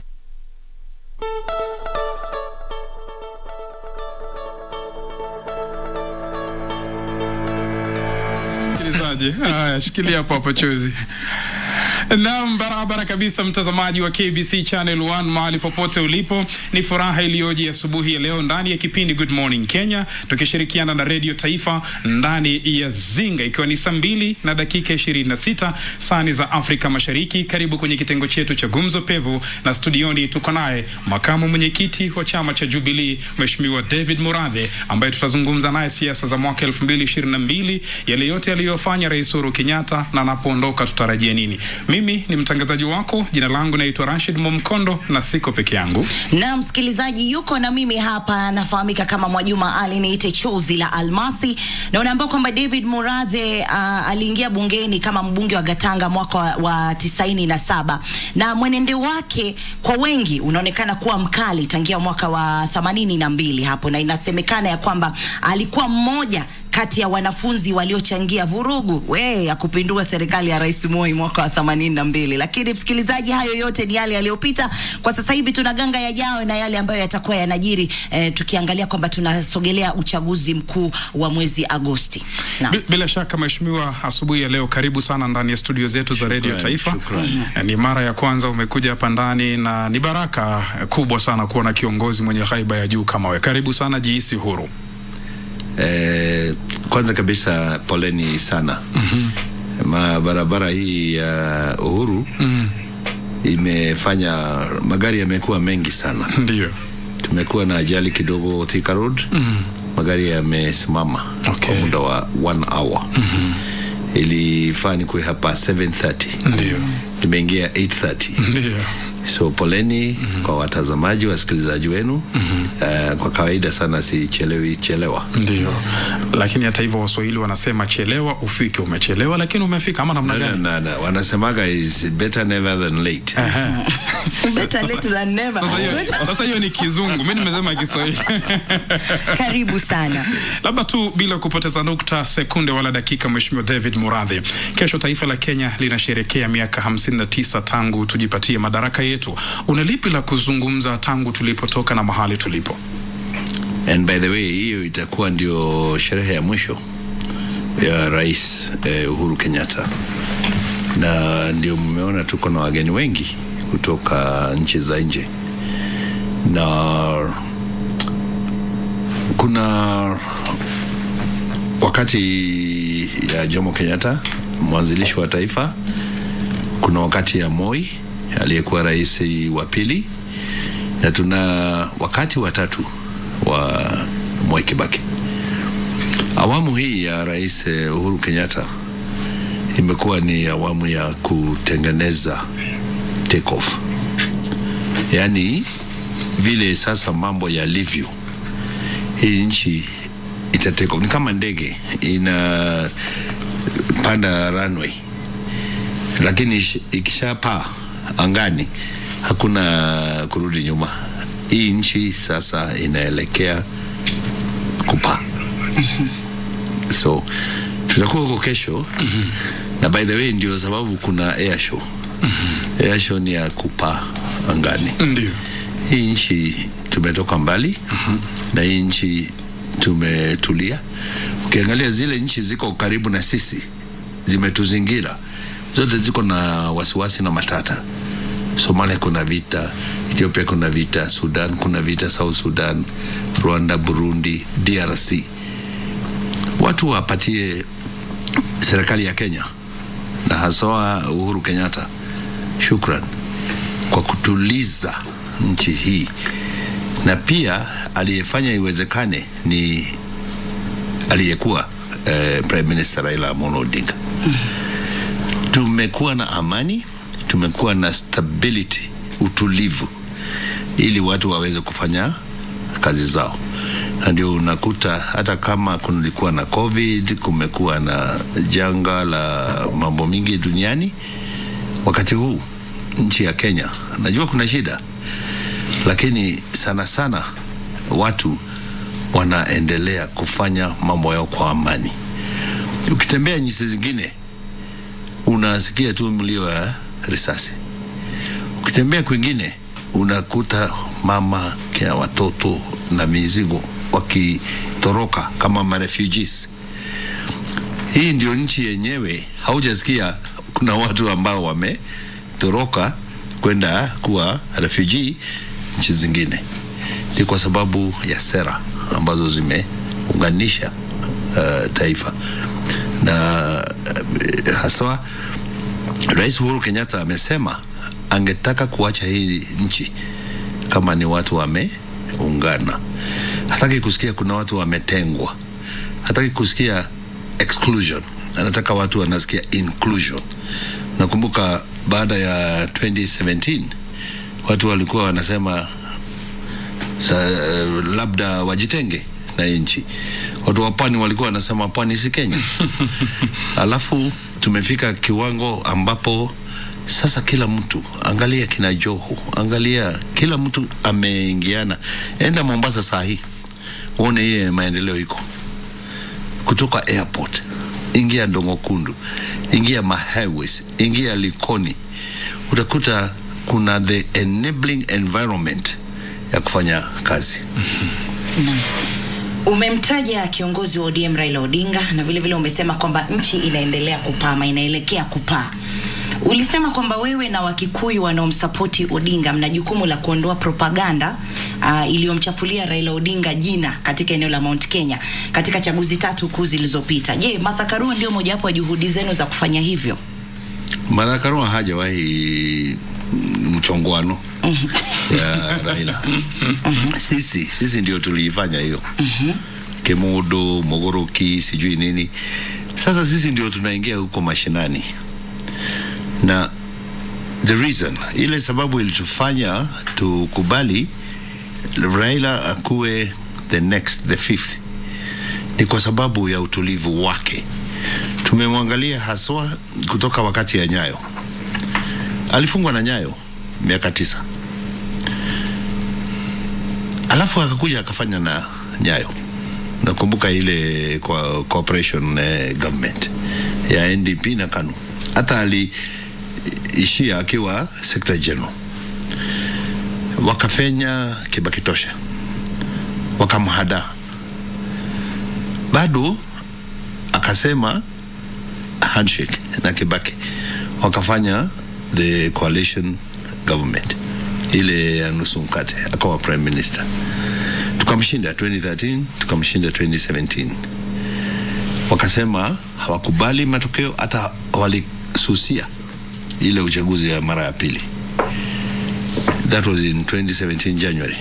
In March ikaja handshake. And I think ile kitu muhimu sana ambayo imesaidia nchi ni hiyo handshake. Hiyo utulivu naongea juu yake, the stability and the peace and the tranquility ambayo iko kwa hii dunia ni handshake. So unaona huyu ni mtu ambaye hana ubinafsi.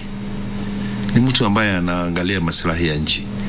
Ambaye anasema basi haya nimenyang'anywa. Unajua sana wanasema wanaibiwa uchaguzi. Anasema basi nimeibiwa, lakini for the sake of the country waje tuendelee. He shakes hands with his competitors.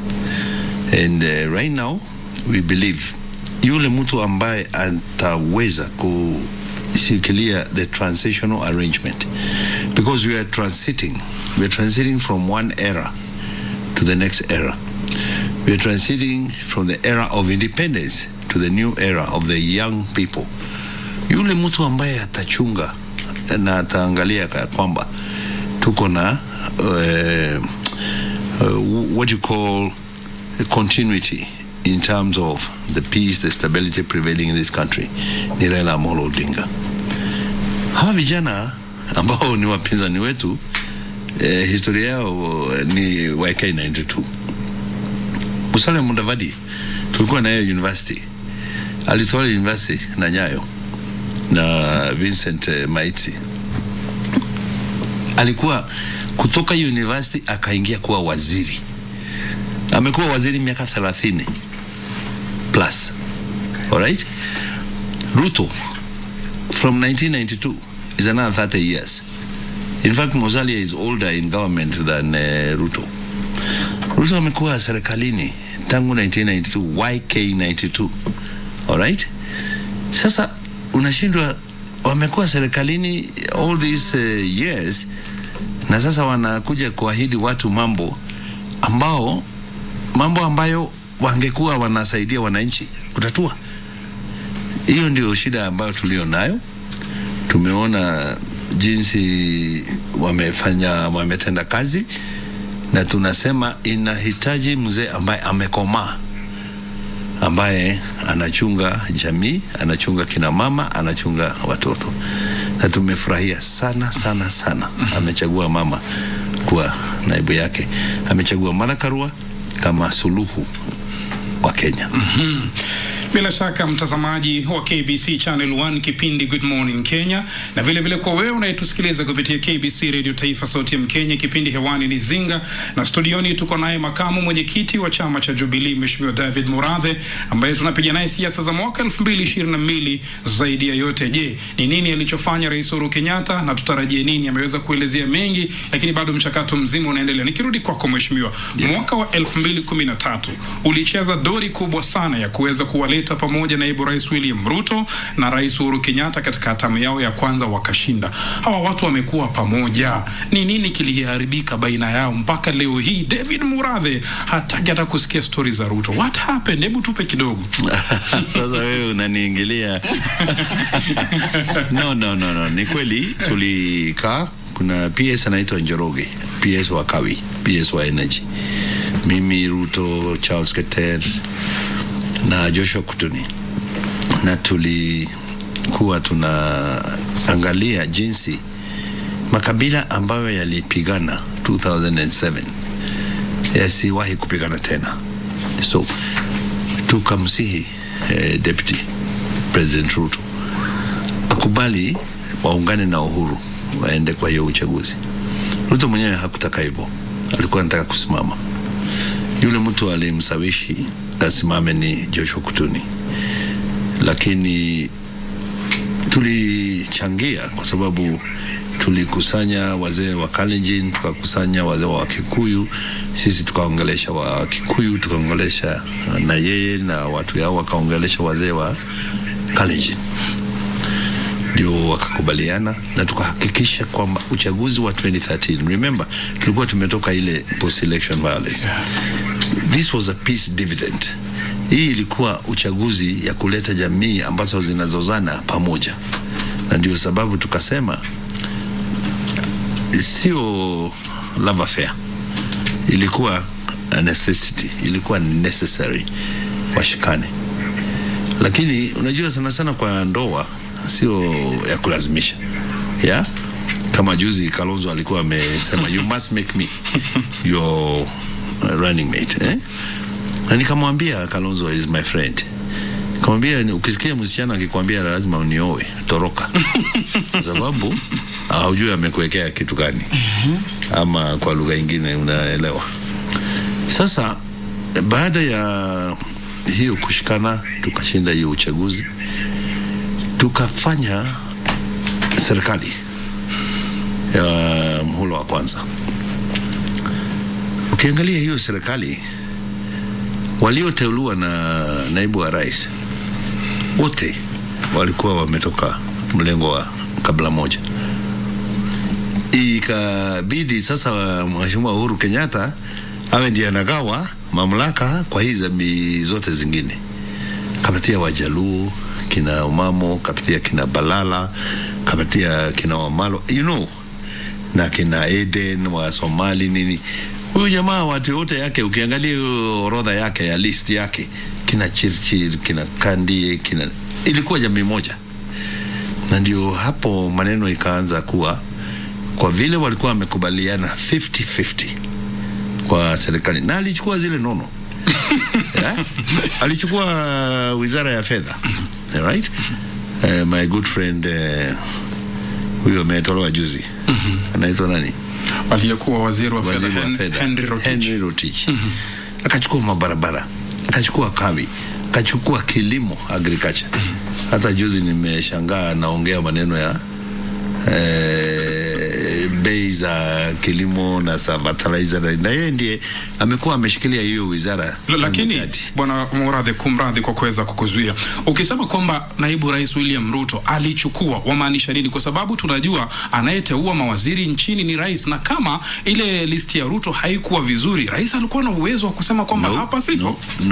Ukiwa mmekubaliana kama saa hii kutakuwa na makubaliano, is an MOU, a memorandum of understanding. Ukikubaliana utanipatia hii na hii na hii. Si hata leo nimeona kwa magazeti Kalonzo sijui anataka hii na hii na hii na hii. Ikiwekwa kwa hiyo MOU, MOU hiyo masikizano, lazima utafanya. Hii ya Uhuru na Ruto ilikuwa 50-50. Na Ruto akapewa vile alivyotaka.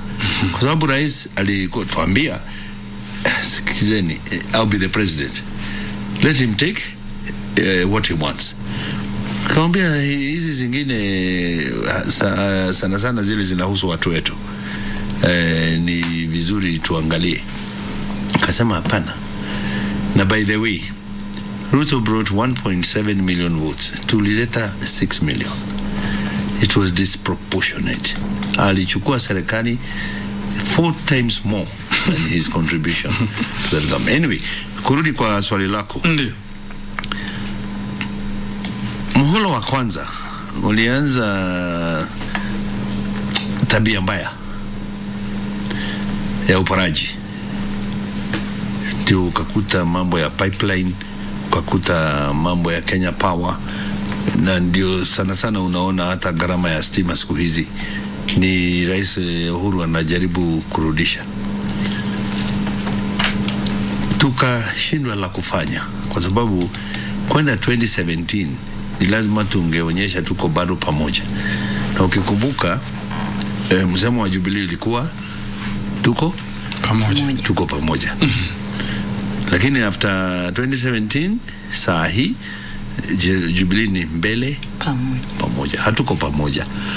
Hatuko pamoja kwa sababu walikimbilia tamaa ya uongozi.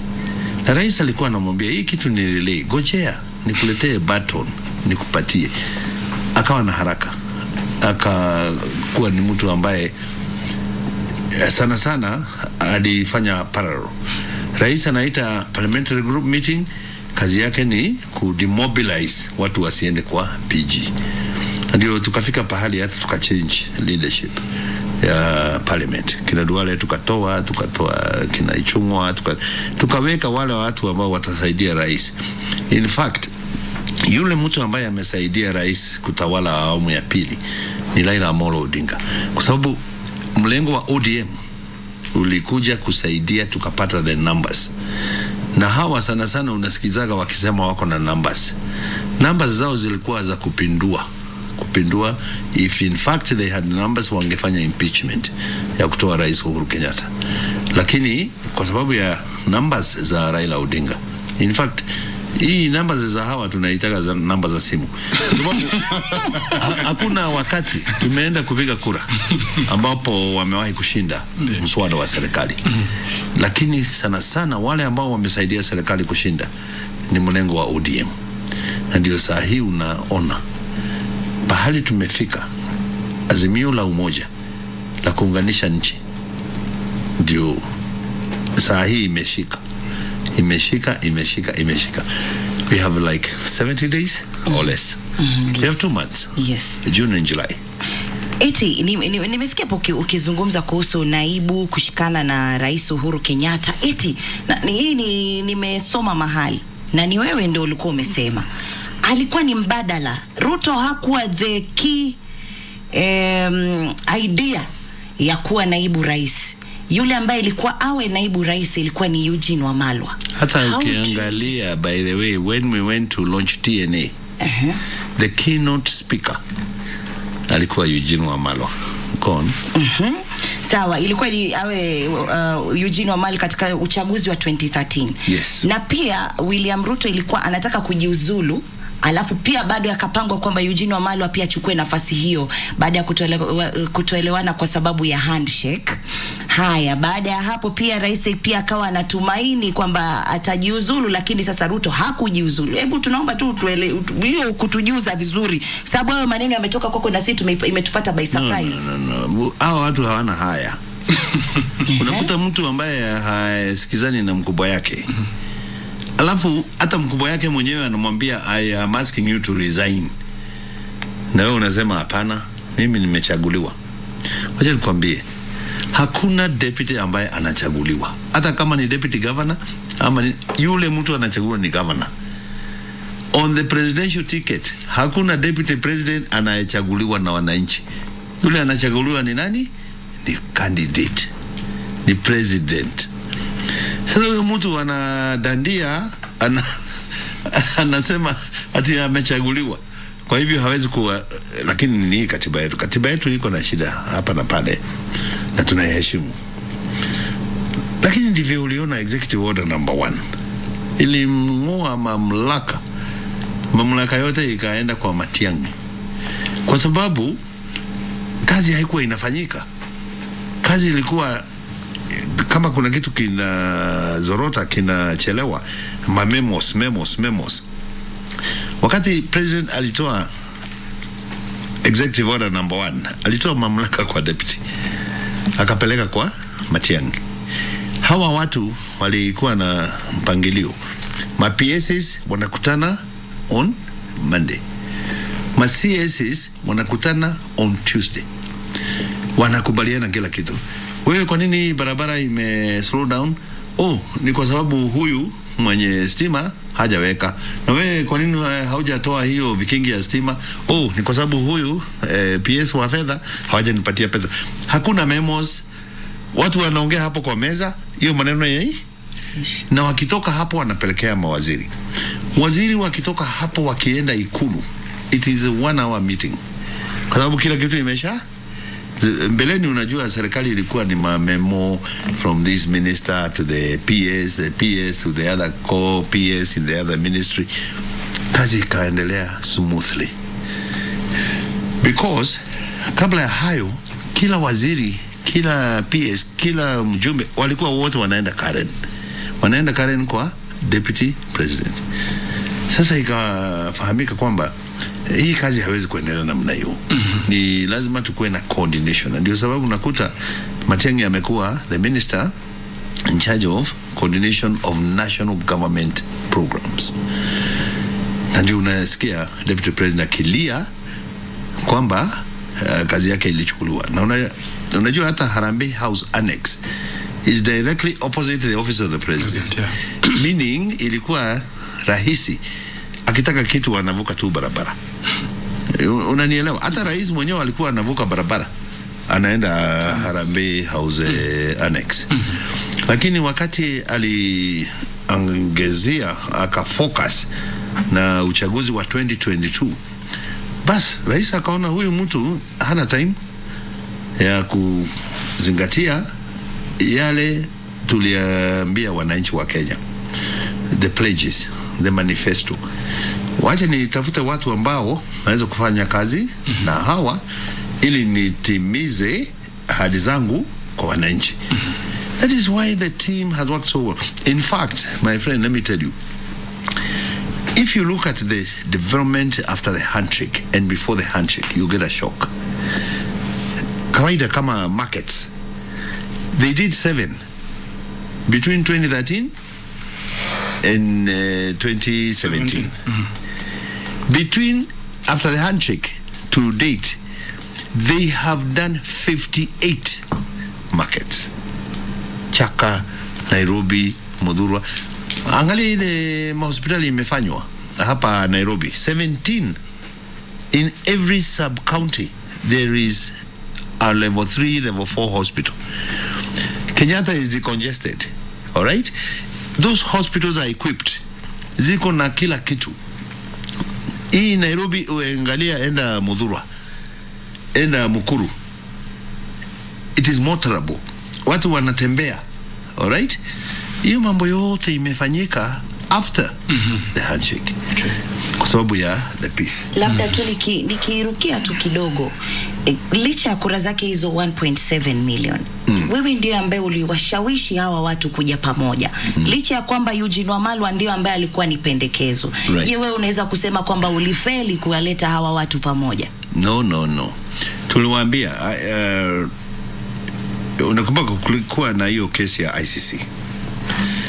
Na Ruto akasema wacha mimi nijaribu na Uhuru ajaribu, alafu tutafeli, alafu tutashikana baadaye in the runoff.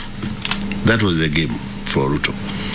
Mimi nikamwambia sikizeni, hakuna time ya runoff. Msiposhinda round 1 mtakuwa jela. ICC inawagoje. Na unakumbuka wakati huo wazungu walikuwa sana wanataka kufunga watu. Hata walikuwa wametuambia choices have consequences. So it was common sense.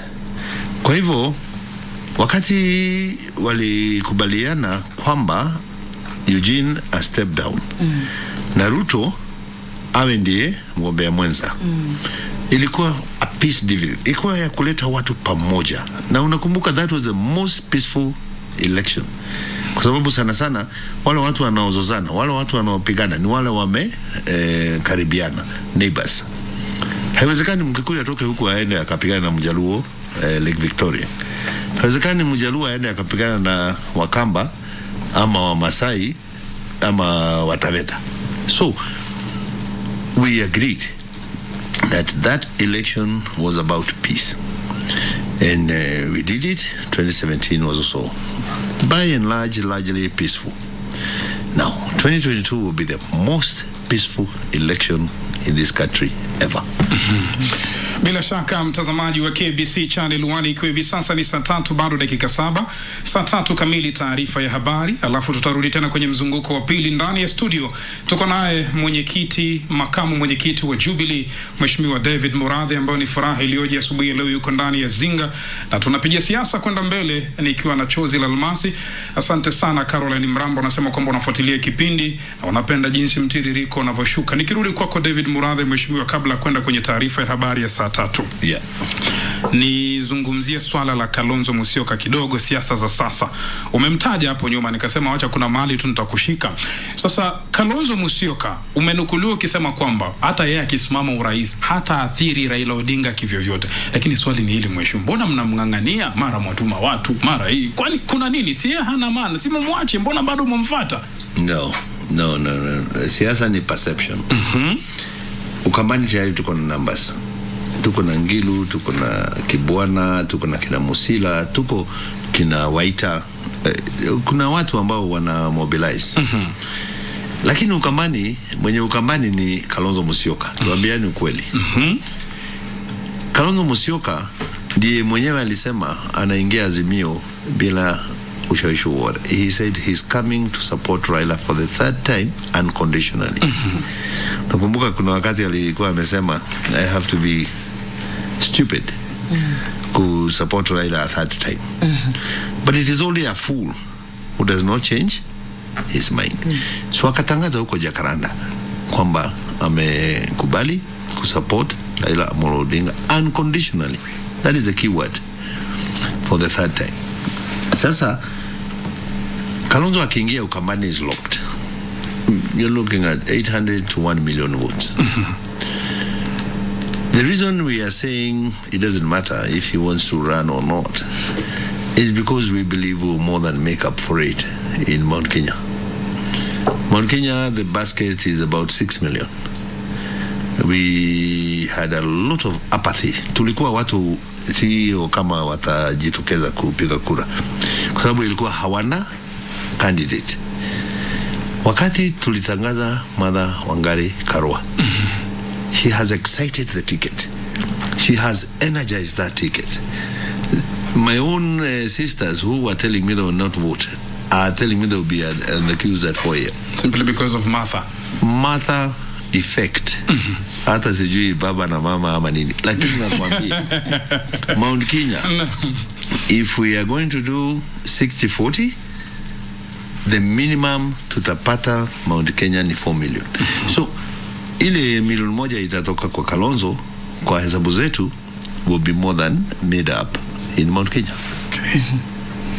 Naam, msikilizaji, dakika zimesalia 4 itimie saa 3 kamili. Nitauliza swali fupi tu tukiwa tunasubiri habari, alafu turudi tena kwenye mazungumzo yetu. Je, ni kweli msingesimama na kiongozi wa Azimio asingechagua mgombea mwenza kutoka Mount Kenya?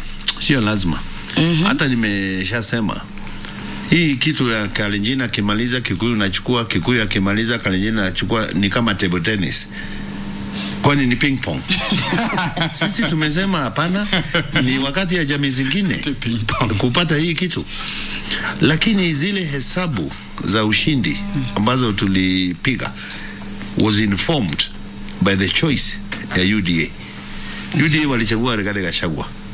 Sasa ukienda Mount Kenya, the game is not between Raila and Ruto. The game is between Rigathi and Martha Karua. Who can best take care of the interests of Mount Kenya? Because we're feeling this sense of insecurity. Because Uhuru is going home. Who will represent us? Who will protect us? Who will take care of our unfinished projects, for example? Who can we trust to stand firm in defense of our resources and our representation? It is obvious. Between Rigathi and Martha, the chapter closed. Alright, msikilizaji, mtazamaji, basi mahali popote ulipo, ikiwa ni dakika 2 zimesalia kuweza kutimia saa 3 kamili. Saa 3 kamili tutapata taarifa ya habari, alafu tutakaporudi tutaendelea mbele. Bado tuna maswali mbali. Hivi majuzi bwana David Murathe alisema kwamba, alinukuliwa akisema kwamba Rais Uhuru Kenyatta hahitaji kuandamana kwenye mikutano ya kampeni na Raila. Si Martha Karua yuko. Tutakaporudi tutalijadili zaidi hili, na vile vile pia tutakaporudi nitataka kujua kwa nini kuna baadhi ya mawaziri wana kampenia Raila Odinga. Atatuambia mtazamaji, ama namna gani hicho kabisa msikilizaji. Na vile vile tutataka kujua mbona alitaka kwenda kule mahakama ya juu kumzuia DP Ruto kuania kiti cha urais wa 2022. Alafu what happened, because sijamuona huko mahakama ya juu. Msikilizaji, hayo na mengi zaidi kupitia 0700176699. Msikilizaji, tutakuwa pia tunapokea maswali kutoka kwako wewe, na kumbuka kwamba ukija hewani unapunguza ama unazima sauti ya redio yako kabisa, ili mheshimiwa aweze kukusikia vizuri. Iwapo na swali lolote, kupongeza pia, jamani, inaruhusiwa, sio maswali tu kurusha cheche. Msikilizaji, hii ni KBC Radio Taifa, mimi nafahamika kama Mwajuma Chozi.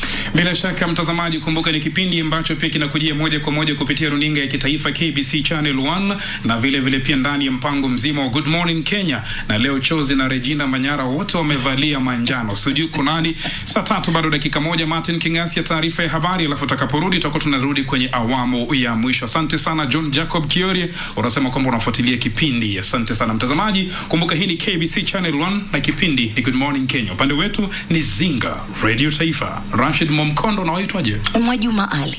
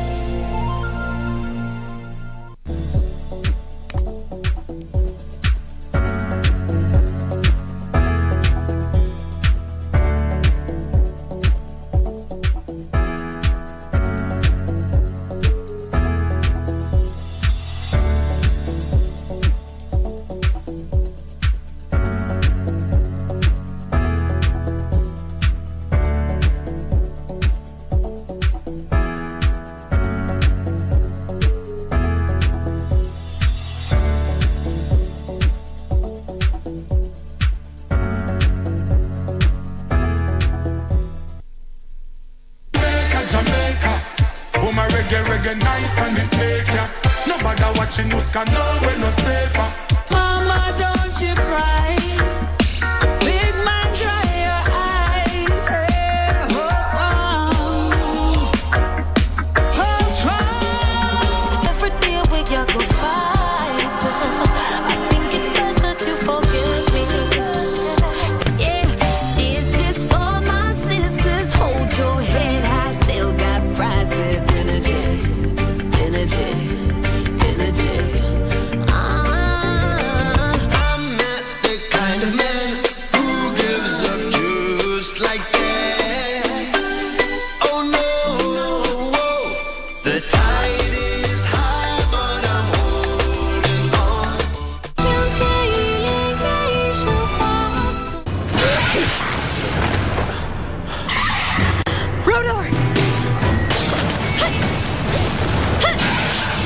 put a stop to this marriage. Are you going to step up and be responsible for her happiness? You can't do anything bad with this magic. It's all about karma. You reap what you sow. Come with me now. This is Kali, a fox. He is the prince of the avians, Rodor. Rodor! Rodor!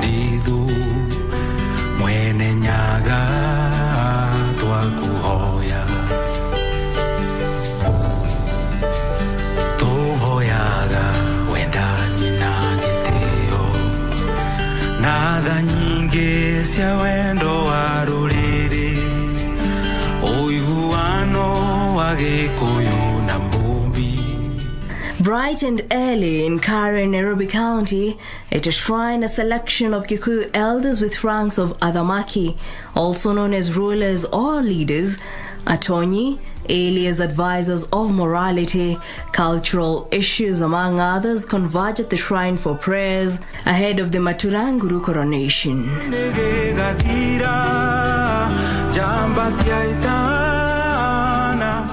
Njathiwambatia is said to attain the highest rank attainable by a Kikuyu spiritual elder, Maturanguru. Mzee alikuwa ameteuliwa wa mwisho, aliteuliwa 1946 na alikuwa pia mzee mkongwe, na wakati wake ukafika akalala na mababu.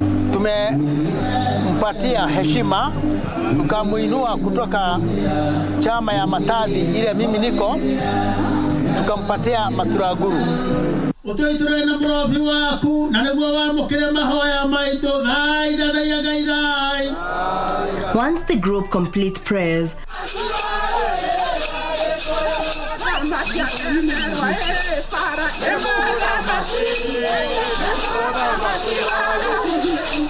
a procession from the shrine is held leading to the grounds where the coronation is conducted.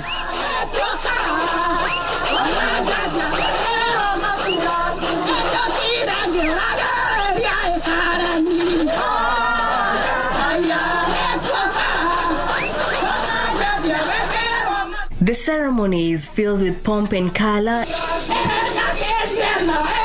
as men and women adorned in traditional Kikuyu regalia converge to witness the rare event of promoting a spiritual elder to the highest position.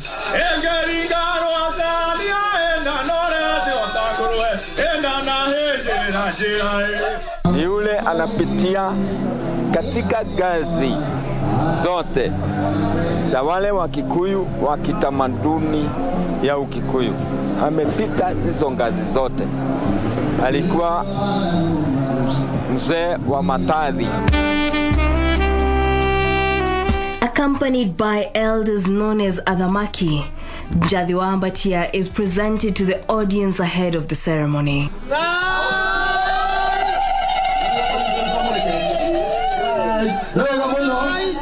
Tunakaribisha hiyo mgeni anaingia. Song, dance,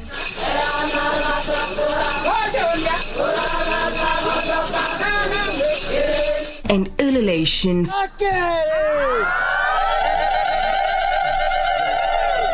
fill the air as Mbatia prepares to be crowned.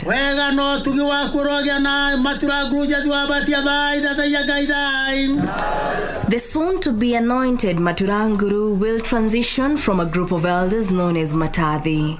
Clad in all white, Njathiwambatia is accompanied by a group of elders known as Adhamaki, where he is presented with the traditional paraphernalia that will aid him in executing his new mandate. Zamani alikuwa anavaa kama hizi tuko nazo, lakini hizo vazi amevalishwa siku ya leo, na hata ile buzi ilitoa hiyo dhabihu ilikuwa ya white kabisa, haikuwa na hata kadote. Alivalishwa hizo nguo kwa sababu yeye ni mzee wa amani, siku zote ni amani.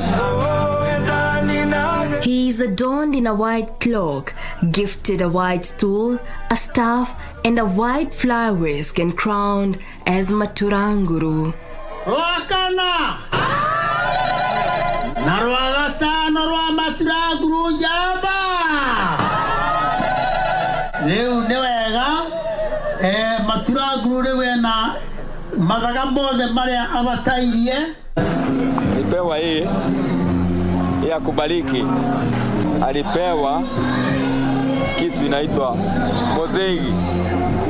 Modhegi naye ni ya kuongoza, na kwa hiyo modhegi wote watatii kulingana na ile maneno mzee atasema.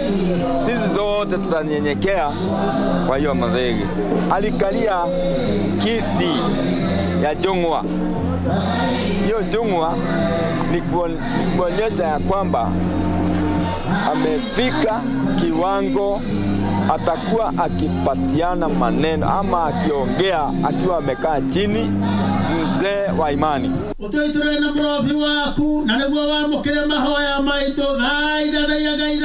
His new mandate now involves leading the Kikuyu community in prayer against diseases, calamities, an ambassador of peace and unity among others. Jamii yetu inampatia heshima hiyo ili awe akiongoza sisi kwenda huko mlimani kuomba Mungu ili aweze kuunganisha jamii za Wakikuyu na jamii zile zingine. Vile kulikuwa na kiangazi, Maturanguru ataomba na mvua itakuwa mingi, na ataenda kuomba ili kuomba ugonjwa iishe katika nchi yetu na nchi zote katika dunia hii.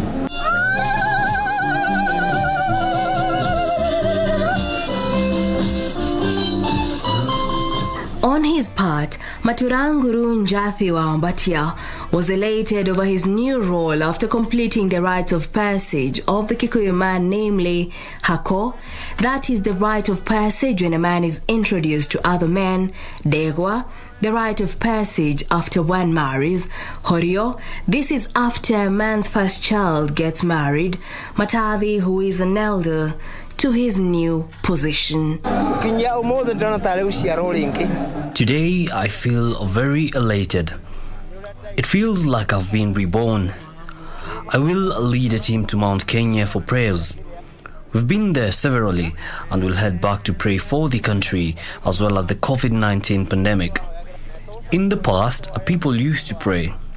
I think I will execute my duties to the best of my abilities in partnership with other elders so as to unite our community to become one before God.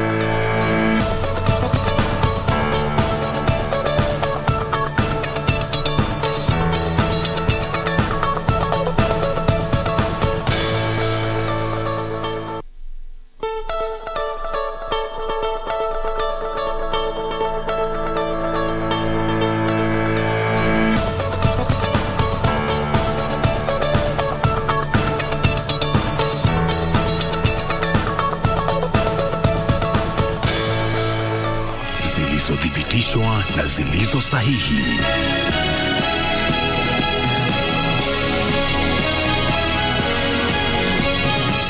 Bila shaka mtazamaji wa KBC Channel 1 mahali popote ulipo, karibu tena, ikiwa ni awamu ya lala kwa mkono buriani, ghalabu sio biriani. Kipindi ni Zinga ndani ya KBC Radio Taifa, sauti ya Mkenya, kinachokujia moja kwa moja kupitia kipindi Good Morning Kenya kwenye runinga yako na enzi ya KBC Channel 1. Mimi naitwa Rashid Momkondo na pembezoni kushoto naitwa Mwajuma Chozi. Msikilizaji, kumbuka kwamba ukiwa maeneo ya Nairobi unatupata vizuri kupitia 92.9, vile vile Mombasa karibu sana kupitia 101.8 na Kisumu ni kupitia 104.5. Msikilizaji, kama alivyotangulia kusema mwenzangu ni kwamba hii ni KBC Radio Taifa, na vile vile tunakwenda moja kwa moja kupitia Good Morning Kenya. Msikilizaji, kwenye Twitter tunawakaribisha @Mwajuma_Chozi, @Mwamkondo, @Radio Taifa, @Good Morning Kenya, hashtag ikiwa ni Zinga msikilizaji, na hashtag ikiwa vile vile ni Good Morning Kenya. Na leo hii ndani ya studio kuanzia muda wa saa 2:30 tumekuepo na David wa Cairo Muradhi, ambaye alikuwepo ni mbunge wa zamani wa Gatanga na ambaye ni naibu mwenyekiti wa chama cha Jubilee. Na bila kupoteza nukta sekunde wala dakika, karibu tena mheshimiwa. Ulikuwa tumekwenda kupata pumziko fupi kwa fiti? Salama. Nakuomba ukaribia mic yangu kidogo. Okay. Very good sir. Sasa turudi kwako mheshimiwa David Muradhi. Labda ulitugusia kidogo infrastructure ya jinsi Rais Uhuru Kenyatta amefanya, ukagusa pia masuala ya afya kidogo amefanya, lakini kuna donda sugu ambalo wewe mwenyewe umesema kwamba muhula wa kwanza wa Rais Uhuru Kenyatta ulikuwa na uporaji na ufisadi. Hadi kufikia sasa ufisadi Kenya tuko katika kiwango gani, na mbona tumeshindwa kukabiliana nao? Kwa kweli, the biggest problem facing Kenya today is corruption. Na hii watu ya Kenya kwisha hawaongei maneno ya corruption. Umewahi kuwasikia wakiongea vile watapambana na ufisadi? Martha Karua anaongea juu ya ufisadi, Raila Odinga anaongea juu ya ufisadi, kwa sababu hata Uhuru mwenyewe rais amesema vile karibu 2 billion inaporwa ama ilikuwa inaporwa kila siku. DCI wamejaribu, EACC wanajaribu, lakini corruption fights back. Sana sana tunaona kama huko kotini wameregea. So it is taking forever for corruption cases to be dealt with, because Kenyans want blood. They want to see these people who are involved in corruption behind bars, and they want these people. There is a FRC, the Financial Reporting Center, and there is the asset recovery. Hawa wamekuwa wakisiz mali ya uporaji, illegally gotten things. In fact, on the scorecard of the Uhuru Kenyatta administration, the worst score he gets is the perception about the fight against corruption, because people have not seen people getting jailed. Watu hawajaona watu wakishikwa, wakifungwa, lakini kila siku. Na unajua ufisadi ni inakuja aina mingi, lakini hii ya hawa ilikuwa imeenda zaidi. Unakuta kuna project inatakikana kuwa 3 billion. Mtu anapiga simu anasema hapana, tunataka ikuwe 5. Hiyo leta. I can give you several examples. I myself was approached here at Wakedam, which by now it's 70% done. In fact, it's going to 75%. Wakamba watapata maji, watapata stima, watapata irrigation. At the same time, kuna ile ilikuwa inaitwa Arol and Kimwara. Nothing. Zero. Na 20 billion shillings ilipotea. All right? So I think kama kuna kitu rais ameshindwa kupambana nayo kikamilifu ni ufisadi, lakini apatia the institutions za kupambana na ufisadi nguvu. Lakini unajua serikali nayo kama judicial independent na ufisadi saa zingine una fight back So you find there are cases which are being delayed. Kama mgombea mwenza wa deputy president ako na kesi ya 12 billion, lakini imewekwa after 2022. 2022 election. Imewekwa September. Juzi ilikuwa aende kotini, ikawa ni mazishi ya ndugu yake. Pole sana. But you find people are manipulating the justice system, court system, to delay these things. And what Madaraka has said, they will be dealt with swiftly. And remember, mother is not a joke. Wakati waliingia na Kibaki, the first thing that we did was called the radical surgery of the judiciary. Now all those corrupt judges were handled properly. Walitoa wale majaji ambao walikuwa na wana taswisi za ufisadi. I expect in the next dispensation wao wataweza kupambana na ufisadi.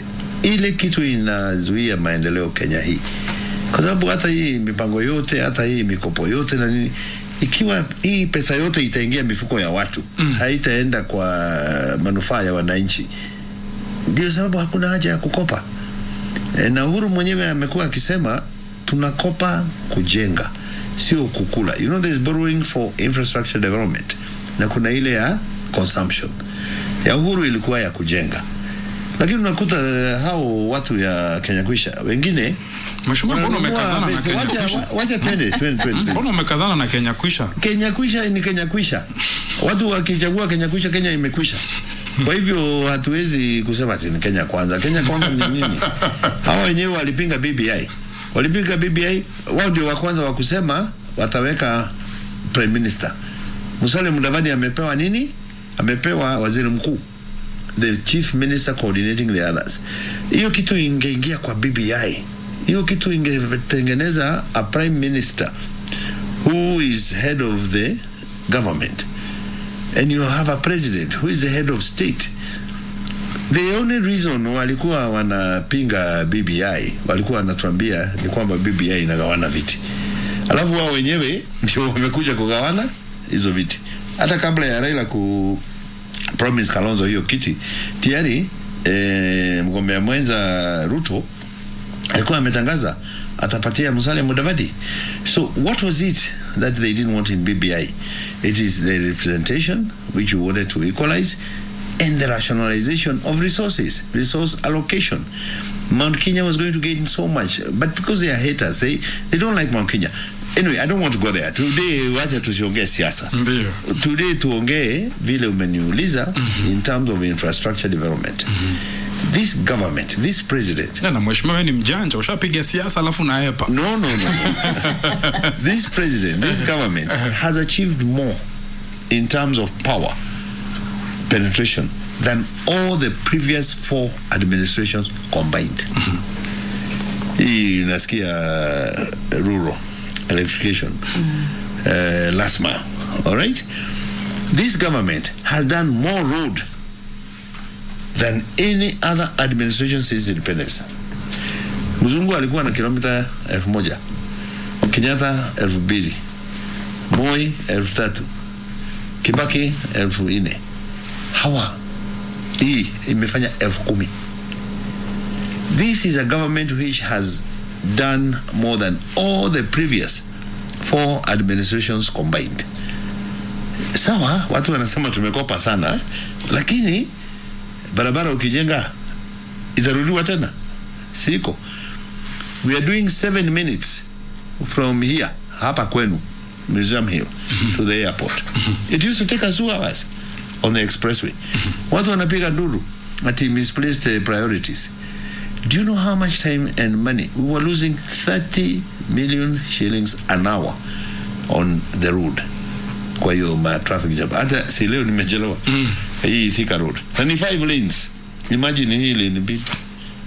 Anyway, so I think the record speaks for itself.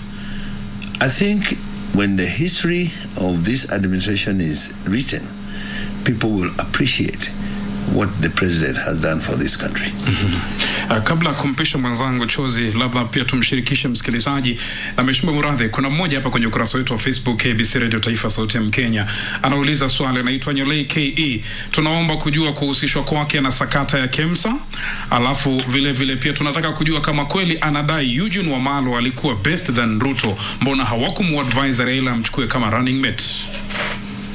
Number one, hiyo sakata ya kansa ya KEMSA ni mchezo inachezwa na UDA. Ni mchezo inachezwa na Kenya Kwanza. Yani wanakubali sisi ni corrupt. Alright? Lakini hata pande ile ingine wako corrupt. Wanatusingizia maneno ya KEMSA. KEMSA nilijipeleka mwenyewe kwa EACC. Nilijipeleka mwenyewe Parliament, PIC. The reports are out. Report of EACC is out. The report of PIC is out. We never, me, supplied anything. I never got a commitment letter. I never invoiced anything. I was not paid a penny by KEMSA. It is there for everybody to check and to confirm. Lakini propaganda machine ya Kenya Kwisha, because they were the ones who are playing this thing. And I can tell you for free, wale watu ambao walihusika kwa hiyo kashfa, wengi wao wako Kenya Kwanza. Wacha niwaite Kenya Kwanza now.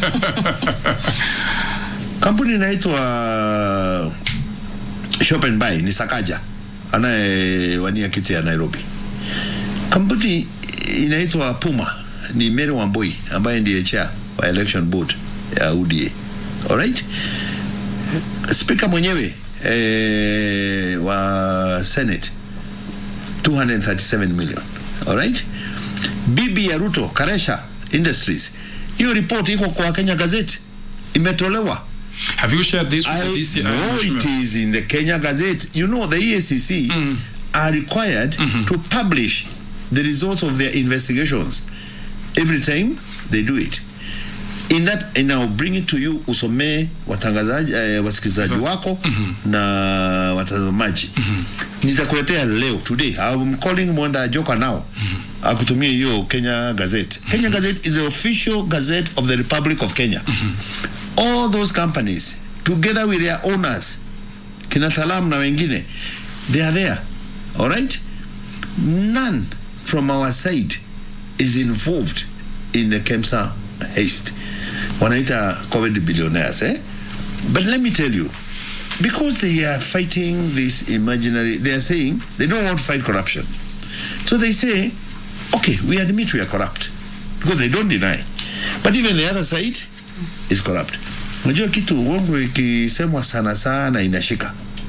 So, mwambie huyo mtazamaji wako, nitakuletea gazeti ya Kenya Gazette, na hiyo makampuni iliyohusika na hiyo mambo ya KEMSA utawatangazia, na kwamba mimi hakuna tone hata mask moja nilipeleka KEMSA, sikuhusika lolote na hiyo. There was a company called Kilig.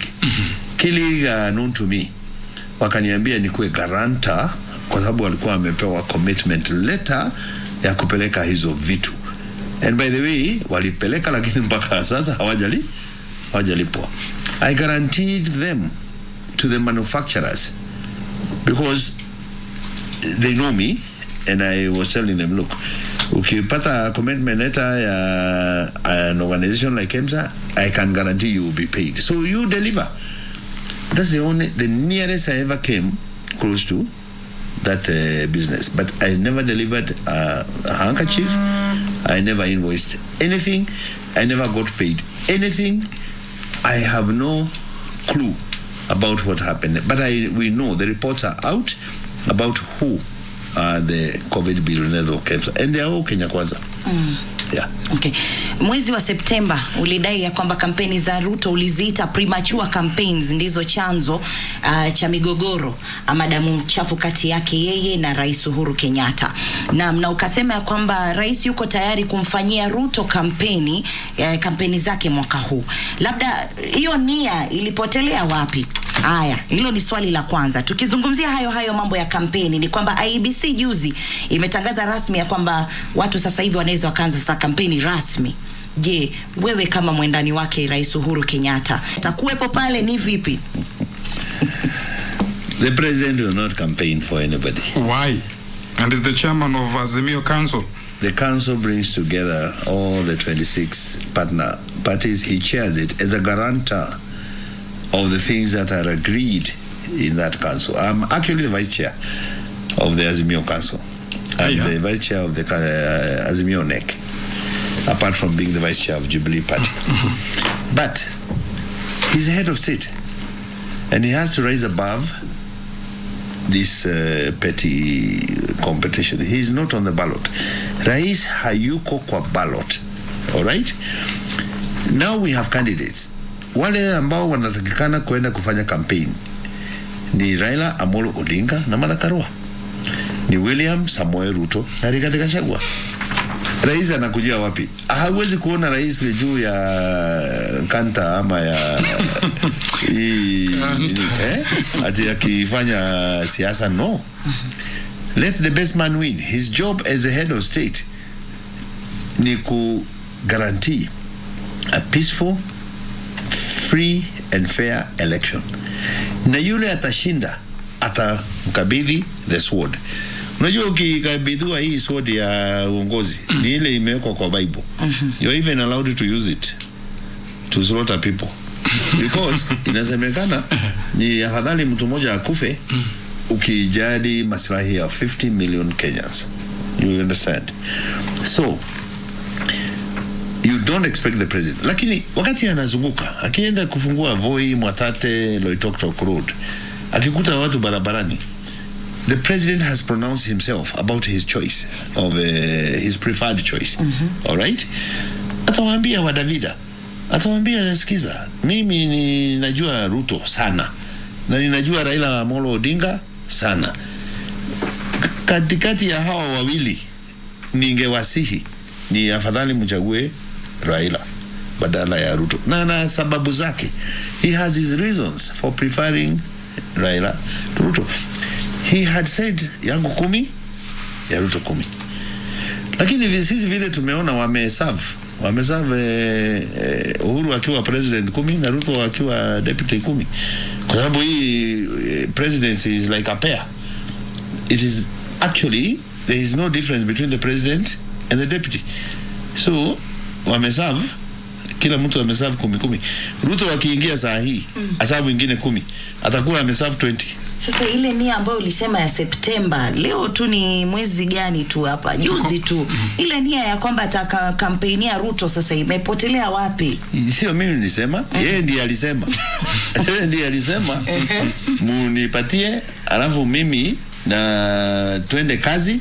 Wakati ikifika mimi ndio nitakampenia huyu jamaa. Ndio. Lakini jamaa akaenda akakimbia. Kuna katuni inaonyeshana wewe uko pale unagojea baton. All right? Lakini yule akikuletea unakimbia opposite.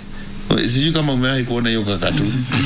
So huyu jamaa badala ya kugojea baton alianza kukimbia in the opposite direction. Ndio sababu unakuta there was a miscommunication. Na sio mimi nasema, ni rais mwenyewe amesema hii kitu ni relay, wacha nimalize yangu alafu ukuje nikupatie na wewe uendelee. Na rais aliweka ahadi yake. Sisi hatukufukuza hawa, isipokuwa alikuwa amesema hamwezi mkanifukuza ODM alafu mkuje mnifukuze Jubilee. Yeye mwenyewe na watu wake ndio walitoka. Sisi hatukufukuza mtu. Okay, tunawaregesha upande wa pili wa studio kwenye KBC Channel 1 kule ambapo Good Morning Kenya inaendelea, lakini kwa hapa Radio Taifa naona simu zinawaka hapa na wengi wanataka kuzungumza. Ametuambia yeye pia kumbe ni vice chair wa Azimio Council. Alright, asante sana basi Ben Kamoti na wenzako wote upande wa pili.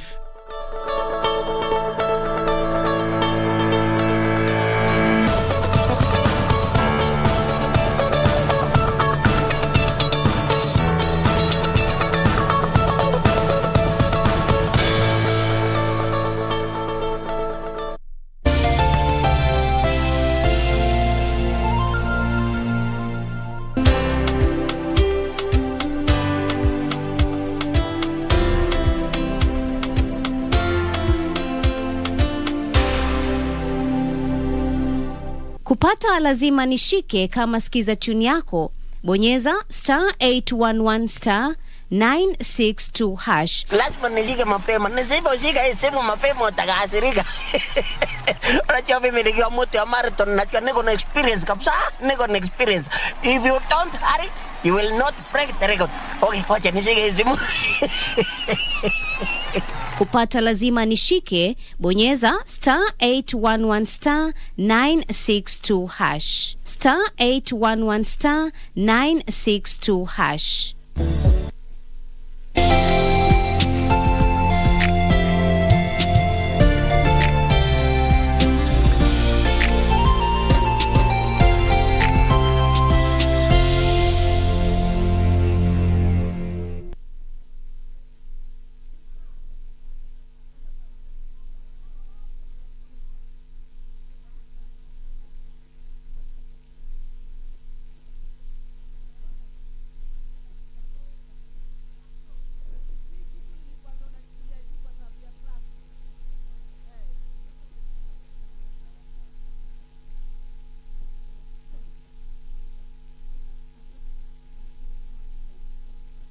You are a protector.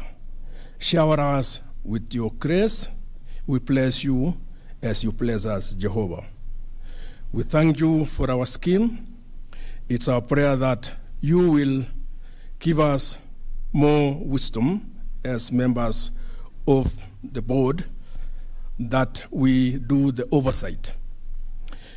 It's a responsibility, Jehovah, which is known as fiduciary responsibility. We are responsible for taking care of the interests of our members of the scheme and the fund, and we therefore charged with ensuring that the sweat of their work, those of us who worked from the days of East African Post and Telecommunications, former KPTC, Telcom Kenya, it's the responsibility of members of the board to ensure that we take care of your funds. Jehovah, allow us, guide us to be faithful to the work that we have been entrusted to by our members. We thank you, Jehovah. As we also move into the election, we thank you for this great country that you gave us, Jehovah. We thank you for our leaders. It's a prayer that you will bestow upon our leaders, our brothers and sisters. You know, Jehovah, those that will be picked as our leaders come August 9th. Shower us with peace of mind. We pray for peace in our country, Jehovah. We pray for our leadership, His Excellency the President, that he may steer our country to great heights. And as we transit into the next government, Jehovah, give us trustworthy leaders, give us faithful leaders who will move our country to the next level in terms of infrastructure. We thank you, Jehovah. We honor you, we glorify you. I pray all this trusting and believing in the name of our Lord Jesus Christ. Let us all say amen. Amen. Thank you. Thank you. Thank you so much, Bona Gabriel Chepkoni. A very good morning to you. We are coming to you live from a location here in Nairobi, and this is the Teleposta Pension Scheme Fund Annual General Meeting. This is the 18th Annual General Meeting, the second of its kind in terms of being a virtual meeting, considering that the 2020 AGM was postponed and the 2021 AGM and now the 2022 AGM are being held virtually. There are, of course, members here who are going to propose some of the suggestions that will be coming from the board. The board chair, Rachel Mwendia, is here. She is the board chair and she's already here to lead the AGM now. Something about the Teleposta pension scheme. The scheme was constituted via trust deed dated 1st July 1997 and operates on a defined benefits basis. Now, the Provident Fund was registered via trust deed dated in 1st September 2001 and operates on a defined contribution basis.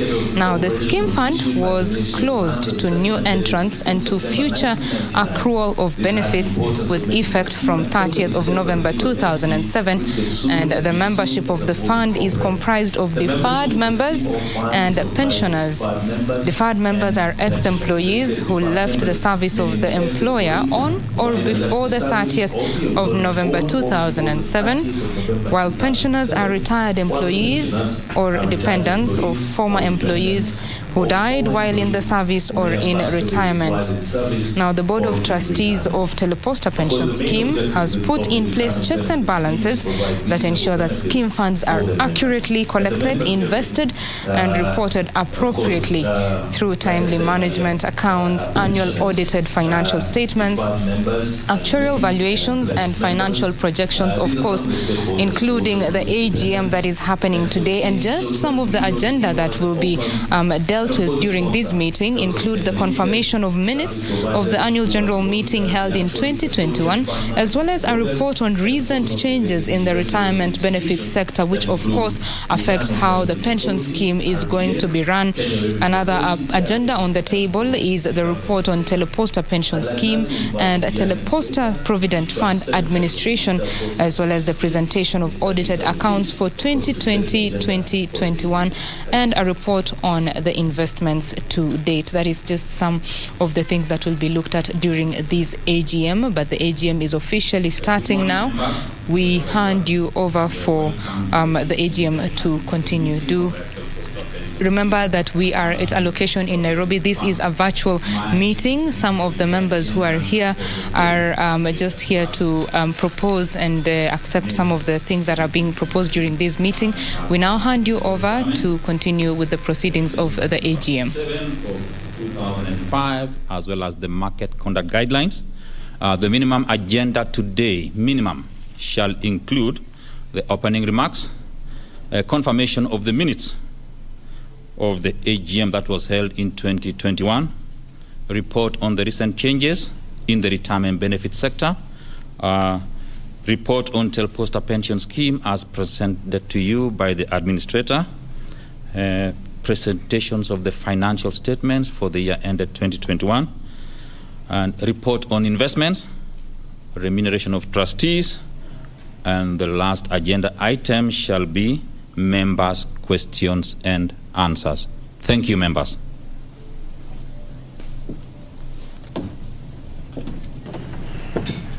Asante sana, Bwana Peter Rotich. And to continue now, I'd like to invite the Chair of Board of Trustees, Madam Rachel Mwendia, to come and make her opening remarks, and then we'll continue with the program for today.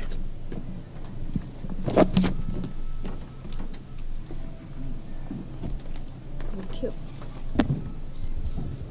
Esteemed members, my fellow trustees, invited guests, distinguished ladies and gentlemen, on behalf of the Board of Trustees of Teleposta Pension Scheme and the Fund and the Secretariat, it is my pleasure to welcome you to the 18th Annual General Meeting of the Scheme and the Fund. Allow me to introduce the trustees who served in the Scheme and the Fund in the year 2021-2022. In that year, we welcomed 2 new trustees, and I'm going to just give a brief about them. Rosbella Mbai, who was duly elected by members in 2021 and brings a wealth of knowledge in matters human resources and international relations. Rosbella, please wave. Thank you. Ignatius Wamalwa was nominated by the sponsor, a financial controller with a meticulous eye on matters finance and investments. Ignatius, thank you. Allow me to introduce the other trustees. We have Asienga Ebole, who is a director, real estate in Telcom Kenya.